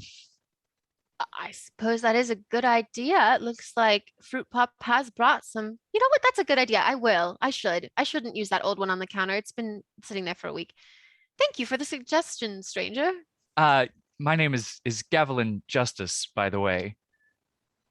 Oh, well, nice to meet you. I am Professor Silver Monocle. Are you related to Lady Justice? I'm not. We get that a lot, but no. Listen, this is going to sound weird, but we're from the future, and you have a coin collection that we need. It's going to come in handy, which is how I knew the thing about the mirage fruit, because you told me that from the future, and so we need those coins. And your suggestion was to maybe meet here at 12 o'clock in the courtyard, and you would help out because you don't want to part with the coins, understandably so. You like to keep them close to you, which I totally get. What are the coins made of?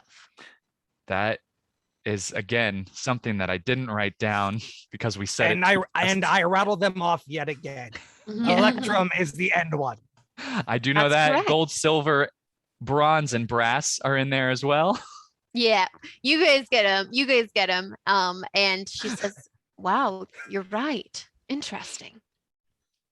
So you need me to bring my coin collection out here at midday?" Yes, because of the magical imbalances that we need to solve, which only those coins can correct. Well, I don't have any reason to say no. Is there a possibility you could just get them now? I mean, I'm very hungry. I would like to eat my smoothie first. I just power walked like all around for a while. Would you consider having pancakes? You know, I don't normally eat pancakes, but I like them. Are you asking me to Gavilan. eat pancakes with you? Yes. Why don't you get some pancakes? I'm gonna talk to this fruit pop guy. I would like to treat you to some pancakes this morning, if that's all right. Oh, well, okay. Sure. You're welcome. I've heard they're very good with honey. You know, I've never thought of that before, but that is a good idea. Thank you, Gavilan Justice. I open the door to the tavern and let her in. And you guys go to eat some pancakes. Horace Powers, what are you doing? I'm gonna go talk to fruit pop.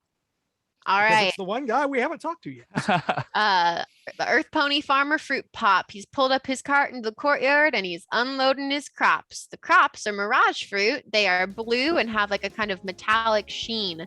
And he's loading them up into a big pile in his fruit stall. Excuse me, sir. My name Good morning there, is... stranger. How you doing? Oh, I am. It's been a long day, even though it's only dawn. Sorry. My name is Horace. I just have a few questions for you. Do you always bring fruit at this time?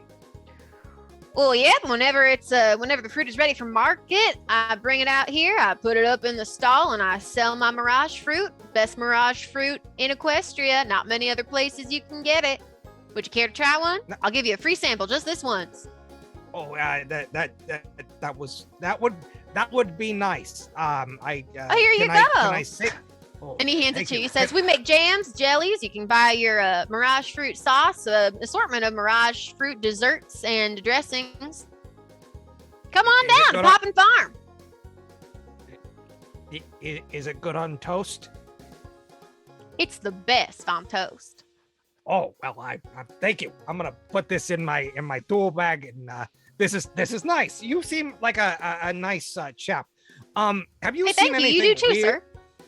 Okay. Have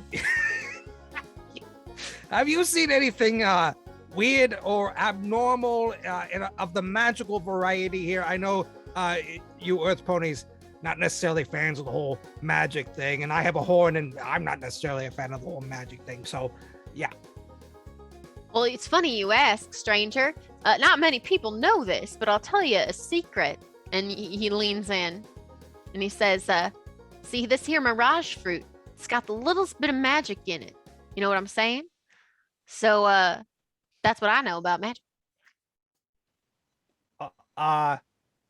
Cool. What kind of magic is in this fruit? Oh, it's just a little bit of magic fruit that helps you feel better, gives you a boost of stamina. It's good for you. It's healthy, got all the vitamins and minerals and whatnot. It's not enough magic to really be worried about when you're just having one a day or a little bit on some toast. It's not going to do anything out of the ordinary in that situation.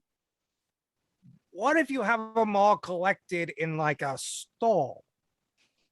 He looks over at his stall and he looks back at you and he says, "Now that might pose a predicament." Okay. So you got a lot of this magic fruit. You bring it in every day, you stack it up. Mm-hmm. And so do people buy this fruit other than Professor Silver Monocle? Oh, yeah, no, everyone buys the Mirage fruit. And as long as this day remains sunny and clear, I'm sure that I'll sell all this Mirage fruit before midnight tonight. Oh, that's great. Does anything happen when it rains? Oh, people don't like to really come out to the market when it's rainy. They just prefer to stay inside. So I don't really sell as much produce at that time. Does anything happen to the fruit when it rains? Well, it gets wet if I don't make sure that I put it underneath the cover. Okay. That's all good information. One more question. So if it gets wet, does it increase, decrease, or not affect the magical components of this fruit? Oh, it doesn't affect it at all. In fact, I would, what I can tell you, sir, is that if you're interested in the magical components of the Mirage fruit, it really doesn't affect the average pony unless, as you have pointed out, that it is all gathered in one place. But we've never had that be an issue for us. You know what I mean? But if it's an issue for you, is that what you're saying? Are you taking issue? Am I disturbing you in some way by having my fruit all piled up here like this? No. It's more of I'm just worried that so much magical fruitage in a area could be causing a disturbance. Not a disturbance to me, not a disturbance to the town, but just a magical disturbance in the ether. It's all hypothetical. You know what hypothetical means, right? Yeah. You know what, sir?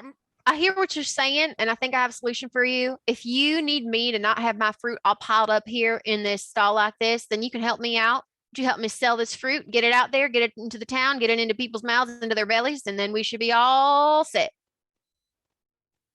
I have an idea. If I were to build you a machine that could convert this fruit into jams, jellies, and a whole lot of other things, and just kind of distribute it out, would that solve your problems?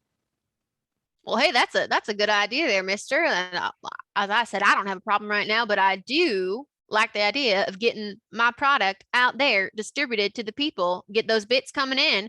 I can retire early, take my family to Las Pegasus. You know what I'm saying? Oh, I get you. You are a shrewd businessman, man. Horse. You can just call me Pop. Okay, Pop, you got that right. Okay, so I'm gonna build this contraption, and it'll process your fruit and get it dispersed. We're gonna disperse your fruits, okay? Now that That's a weird is a thing to say. great idea. Thank you, sir. Yes. Hey, while you after do that, I'm gonna go inside and get myself some breakfast, if that's all right. That sounds like a wonderful plan. And I want to go over to the Prancer and see if any, it would have to distribute the fruit. So I have to build the machine in order to distribute the fruit in order to make sure that this is one of the things that. So I'm gonna start building a machine now. Okay.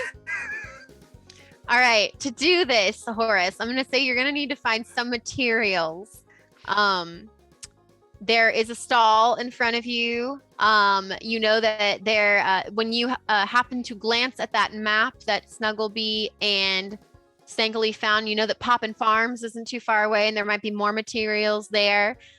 You know that Silver Monocle lives close by. You know that Lady Justice lives close by. You know that the tavern is right around. So basically, where do you want to go to try to look for some materials? I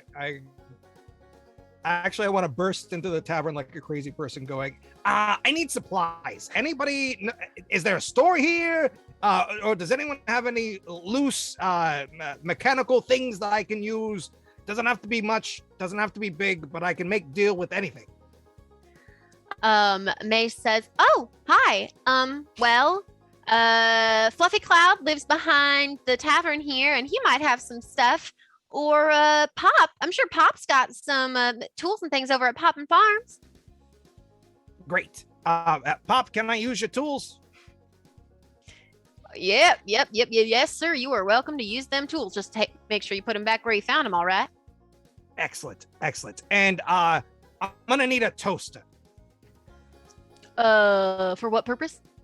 I just trust me, I need a toaster. May leans in and she says, Are you with the people from the future? Yes, I am. I'm also gonna need the lightning rod that belongs to Fluffy Cloud, which I know you're kind of sweet on. She blushes and she says, well, his lightning rod isn't here right now. I saw him leave with it last night, and then he came back and it wasn't here anymore, but I could get you a toaster. That'll work for me. And she gets you a toaster. Yay! Side quest completed. All right, and I you get have to work a toaster. on the machine. Yay. Awesome. I'm going to switch over to another player, but while I'm doing that, roll some die to try and figure out and think about maybe what you're doing to build that machine, Brad. Okay. Let's shift back over to Snugglebee and Stankleaf. You guys have made it to Rusty's burrow. Great. And I have a plate of pancakes and a plate of donuts, and I hoof at the ground. Rusty Diamond Dog, I know that you are home, and I also know that last night you went out and got some moon pollen to try to help the register of your voice sound correct this morning. We have breakfast. Would you let us in so we can have a conversation? You hear dirt moving underneath the hole, and he pops his little head up and he says, hey, who are you guys, and how do you know so much about me? Well, we're from the future, and I don't have a good way to prove this to you, but I do know that you happen to have a bag of stolen rubies and emeralds in your burrow, which you did not steal. Yeah, I was just about to say I didn't steal nothing. Could we come in and have breakfast with you? Do you like pancakes or donuts? I like pancakes and donuts, but I don't know you ponies. You're talking crazy here. How did you know I was? It's crazy. How'd you know all these things about me? You see, we're time travelers, and the thing is we've already talked to you once before, and you've told us that you go and you collect moon pollen because you use it to make a sort of vapor rub stuff to help clear out your sinuses so that you have a deeper voice than you usually do, which is fine. It's all about body acceptance, and that's it. However you feel happy with your body is your choice. But yeah, we're trying to preemptively stop you from being charged with something you didn't do. And so we're just trying to get to the bottom of the problem, and we have donuts. I'll believe you if you guys can tell me one thing. Yeah. If I liked you guys and I was friends with you guys, you would know what I secretly always wished I could do with my life. What do I wish I could be? You want to be a perfume person! You're right. You must be telling the truth. Oh boy. Oh, hot dog. Oh, yeah, let's eat some pancakes and talk about this. Yes. Yeah. Oh, and this is Chomper. He is a friend. Oh, I know Chomper. I seen that kid around town playing with the other little ponies over at Poppin' Farm. And Chomper's well, just that's cute. Hi, Rusty. Chomper's not admitting to anything currently. Right on. It's okay, we'll get to it. Yep. Okay. So, what is your goal with this conversation? Just to keep things moving along. Definitely. Yeah. What is your goal? So the goal is that, like, hopefully breakfast can bring two people closer together. See if we can get Chomper to apologize for just chucking the bag down a burrow, not really thinking about what, you know, the repercussions would be, making sure that Rusty knows that, like, they're all cleared and, like, nothing's been filed or oddly reported, but that it could be helpful for them at some point to attest to having an alibi last night. Not that we think it'll come to that, and that we're gonna try to get Chomper an ally in town and maybe give Chomper the first platform to make an apology. All right. And Chomper says, Rusty, I'm sorry that I threw the gems into your hole. I didn't mean to frame you. I was just getting rid of them because I don't want to eat the red and green ones. There you go. You're doing All great, those sweetie. colors. And Rusty says, hey, I appreciate you apologizing because I didn't know nothing about those gems and I was going to take them in and try to sell them and stuff, but I don't want to do that if they belong to someone else. So yeah, I forgive you and stuff. Just don't do it again. Okay, kid? And he says, yeah, I promise I won't do it again.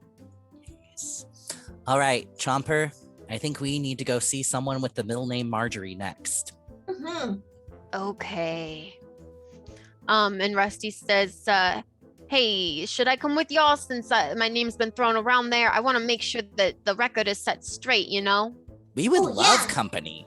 Okay, I'll come with you. I've got these gems here if you guys want these back. Yeah, bring them along. Okay.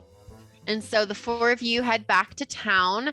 I will say that it is now midday. So Gavilan was on a breakfast date with Silver Monocle. Snugglebee and Stingleaf are taking Rusty and Chomper back to town. Horace Powers, what have you created over at Poppin' Farm? Okay, so I rolled a 5 on Talk to Machines, and then I rolled a D10 on a D10, a D12 on a D12, and so on my D20, it's a 17. Holy, Bradley, really? Really? Yeah. Okay, I believe you. That's amazing. What did you build? Because it, whatever it is amazing. Okay, so it is a jam and marmalade making machine that I was able to talk to Rainy Guy, and he was able to bring down his fully charged lightning rod and planted it right next to the thing. So that is powering it. It is processing each of the mirage fruits into its own little container of jams and jellies. And each person in town gets one of these because I am giving all of my bits to Fruit Pop. All of them? All of them. So that way he can gosh, retire. I'll be able to make so more. much I'm a little money. younger than he is, so that's okay. Aww. But the And main Fluffy, thing is, all fruit has been distributed. So I want to know, I want somebody to be able to look at the Prancer to see if we've brought down at least to one of our problems.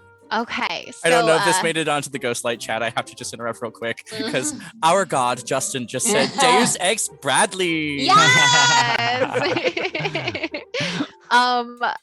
Fluffy Cloud said, "Boy, thank you for telling me that this was just gonna make it rain. That's not really what I was trying to do. But this is really cool. We made a machine together. Hey, we make a really good team." Yeah, we do. You're not so bad. Aw, thanks. Thanks, guy. You're not so bad yourself. No. And yeah, you are distributing the jam using this, having made all this jam with this jam making machine. I think the people who are in the tavern, which includes names, which includes Gavilan, Silver Monocle, Fruit Pop. I'm gonna say everyone's pretty much gathering in the town square, and they're being given these little jars of Mirage Fruit Jam, and everyone is like, "Ooh, yay! Oh, it tastes delicious." And Fruit Pop looks at the bits that you've given. Oh, go ahead, Horace. I was just gonna say, I also want to say, the machine works with each press of the toaster button. It takes that amount of time for each can to go. So you just have to press the button, it pops up and goes. That's the control of it. May says, "Wow, so that's why you needed the toaster." That's amazing. I put toasters in all my work. That's my favorite. I can't. So you guys all come out. Everyone's getting a free jar of the Mirage Fruit. Horace, if you peek your head in the machine, having finished your work, you will see that with the Mirage Fruit, so two things, with the Mirage Fruit distributed around town and with the lightning from the lightning rod having been channeled into something else and then used. So you see that as the Fluffy Clouds kind of holds his lightning rod and the machine is working, you see the electricity goes out of it into the machine, and as the things are being made, the lightning rod becomes less charged, and so that energy has somewhere to go, some way to be used. And when you go back to the Prancer, Horace Powers, you see that the Prancer reads 0 disturbances in the area. Horse yeah! Horse yeah! Yes, yeah. However, one other thing does happen as everyone else is coming back in. Silver Monocle. Oh gosh. So Silver Monocle comes out of the tavern with you, Gavilan. And as you guys are kind of going over, I guess, probably towards the Prancer, you see that Horace is saying horse yeah, and everyone's happy and got their jam. You see Snuggleby and Stankleaf are coming into town with Chomper from the past and Rusty. Silver Monocle goes, "Oh," and she kind of bumps into you, and all of her like stuff spills out onto the courtyard from her bag.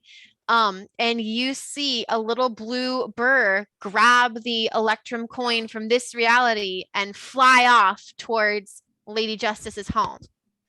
So I catch Professor Silver Monocle first, and I say, "Oh, are you okay?" Yes, thank you. Yeah.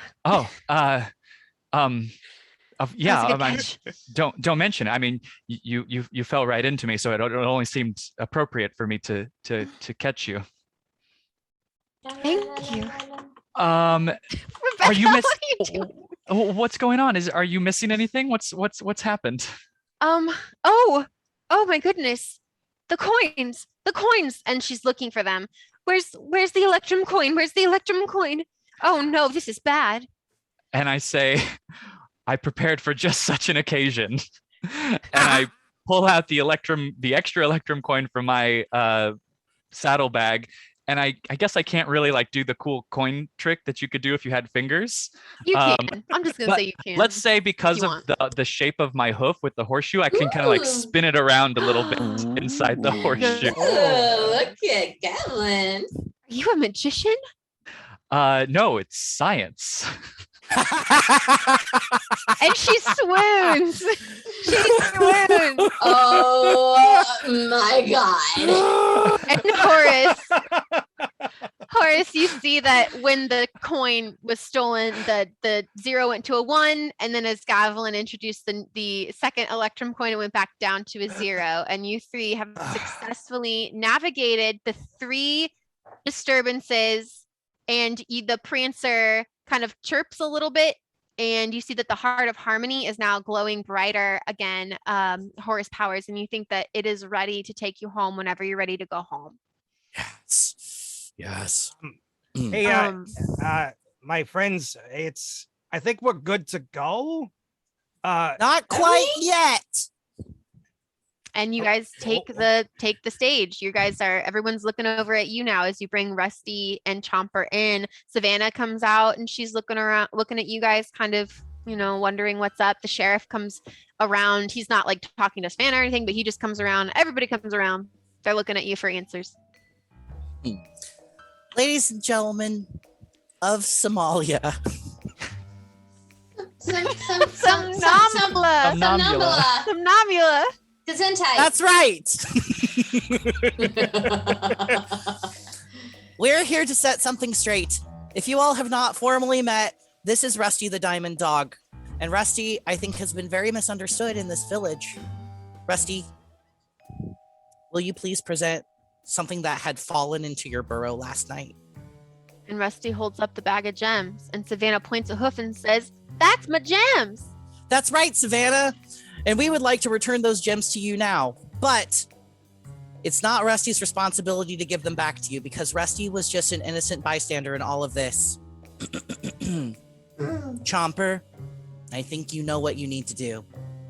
Chomper takes the bag and he kind of shyly walks up to Savannah and hands them over to her. And she says, "Thank you, but I don't understand. Are you saying that Chomper took my gems? Chomper?" Yes and no. Last night, Chomper was, feeling chompy. And he took flight and he just went out to satisfy a little snack. I don't know if everyone here knows this, but dragons like to eat gems. I didn't know that. I just learned that. Isn't that crazy? They like to eat gems. And go ahead, sorry. Chomper doesn't particularly like green or red ones. And really, who can blame him? I wouldn't either. But he does like blue. So, Savannah and Sheriff Bucky, if you think it might be appropriate for Chomper to show that he is truly sorry, what would you think about him helping you in the gem mines?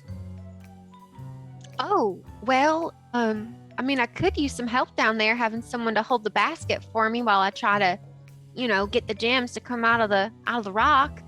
But how do you know that it was Chomper? Because when I was up there, and people are kind of like, yeah, like, how do we know? She says, I was up there and I tripped over Rusty's burrow, and I heard a low voice growl at me to give me them gems. And Rusty has a low voice. And Sheriff Bucky says, yeah, that's right. And if Rusty has a low voice and the person who asked for the gems has a low voice, then there's no other possible explanation. Rusty, no shame. Are you willing to tell? Yeah, so you guys, I just gotta let you know that, this is my real voice. I was out collecting the pollen, the moon pollen from the Luna Bell, so I could make a bomb that makes it possible for me to talk down here like this. That's my secret. That's my truth. Now you know. And everyone goes, oh. Lady Justice, who is here for some reason, says, well, that's one piece of evidence.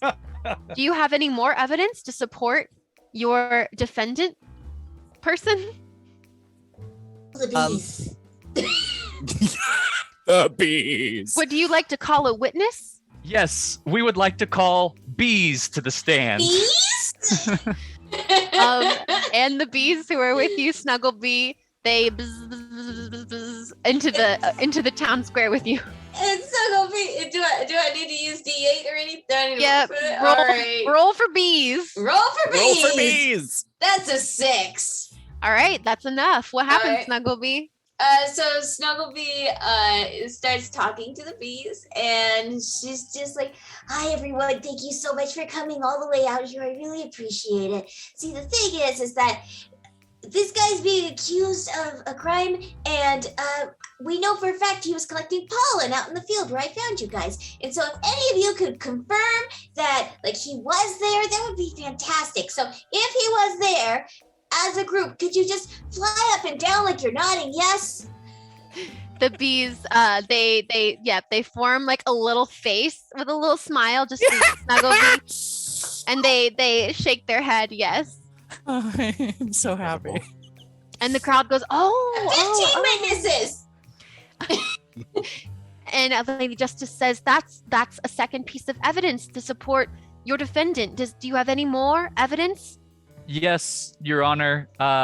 We would like to call Chomper to the stands. And everyone gasps and murmurs, and Chomper steps forward. And I just say over Chomper's shoulder, "You got this. Your family is in support of you." And we're here too. Thanks, you guys. Hi, I'm Chomper. Chomper, is there anything that you would like to say officially on the record, knowing that any evidence that you could provide can let an innocent diamond dog go free? I would like to admit that I was the one who told Savannah to give me her gems, and I also pushed her down the hill so that I could eat the gems and then fly away. And I'm really sorry, and I didn't mean to hurt anybody, or I didn't mean to, have anybody else get in trouble. I was just hungry, and I've been having a really hard time lately.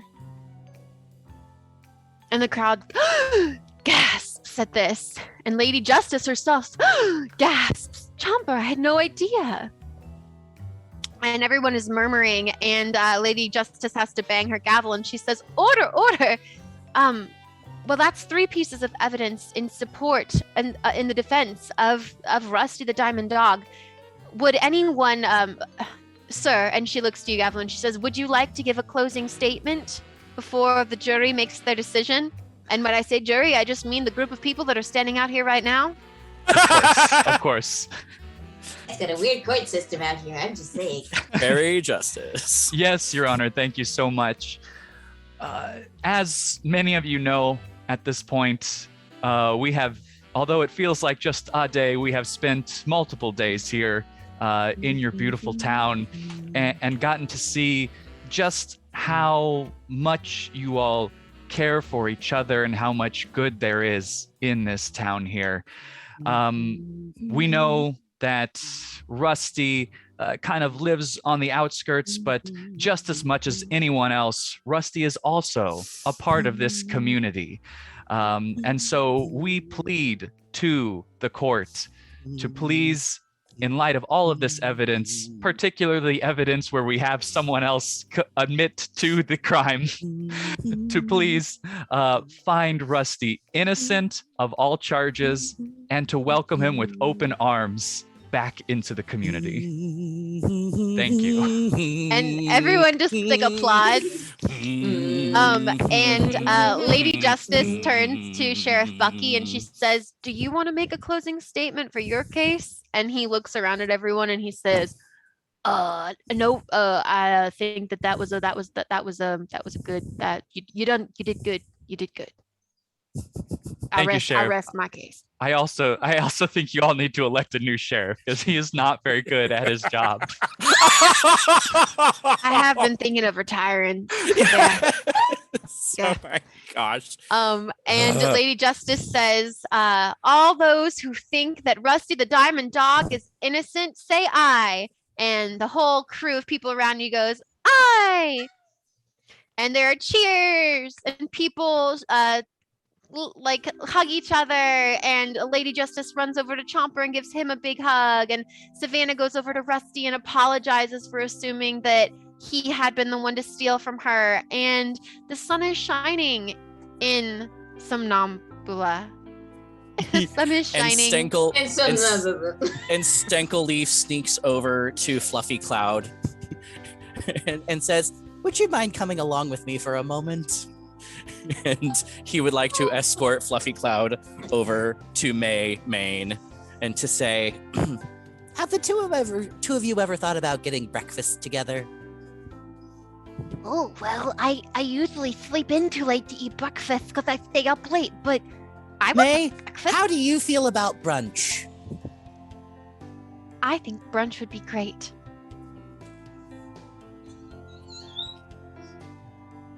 My work here is done.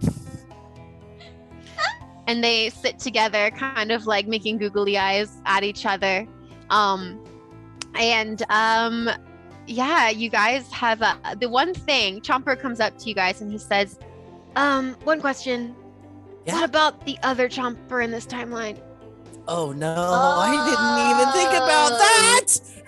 And there are many aromas emulating from Stenkel Leaf right now. Do you think maybe if I come with you, things might fix themselves? Or should I go find that guy and maybe him and I can have a chat?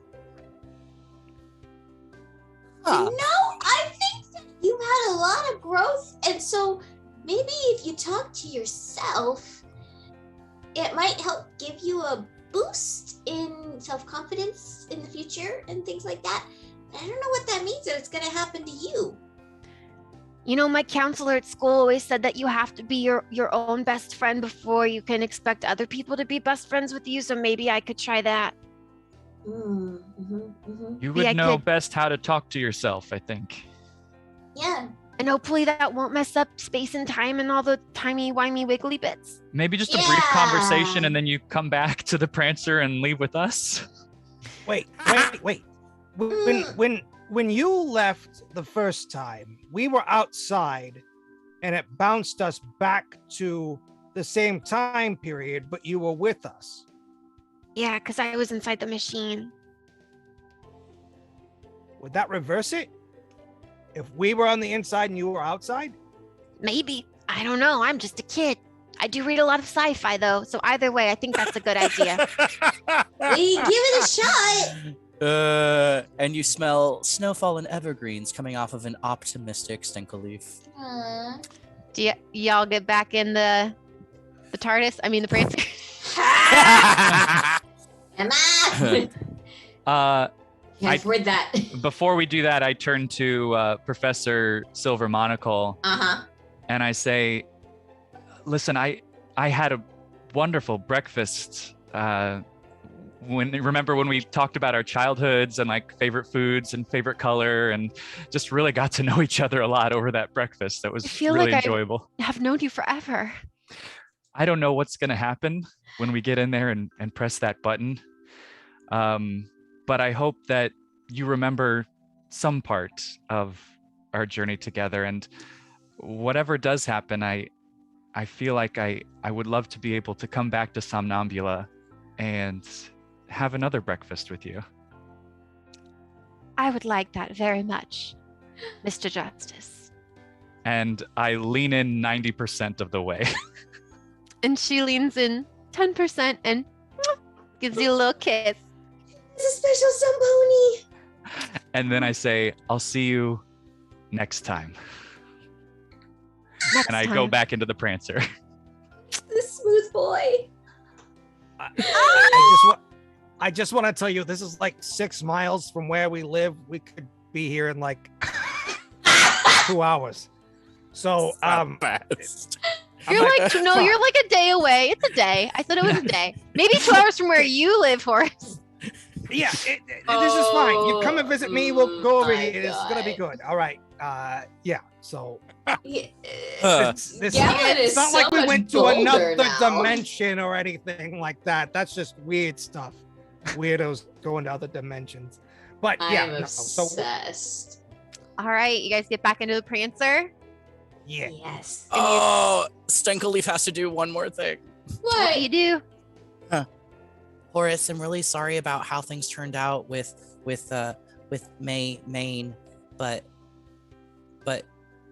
have you thought about talking to Savannah Marjorie Stronghoof sometime?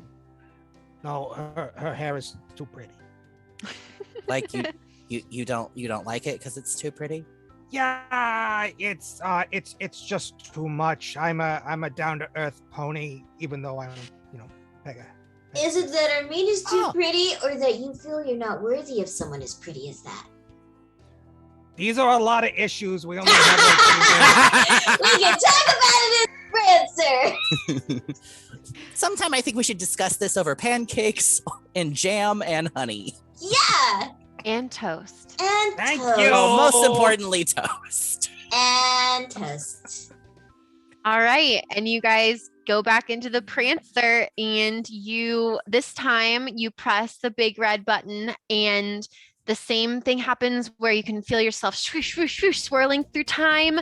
You guys strapped yourselves in, I'm going to assume. Yes, absolutely. Savannah's hugging everyone, or not Savannah, sorry. Snugglebee's hugging everyone. You guys are rocking through time and space, like, and then you finally come down with a thump. And you wait. Oh, and you please let it listen. be Canterlot. Please let it be Canterlot.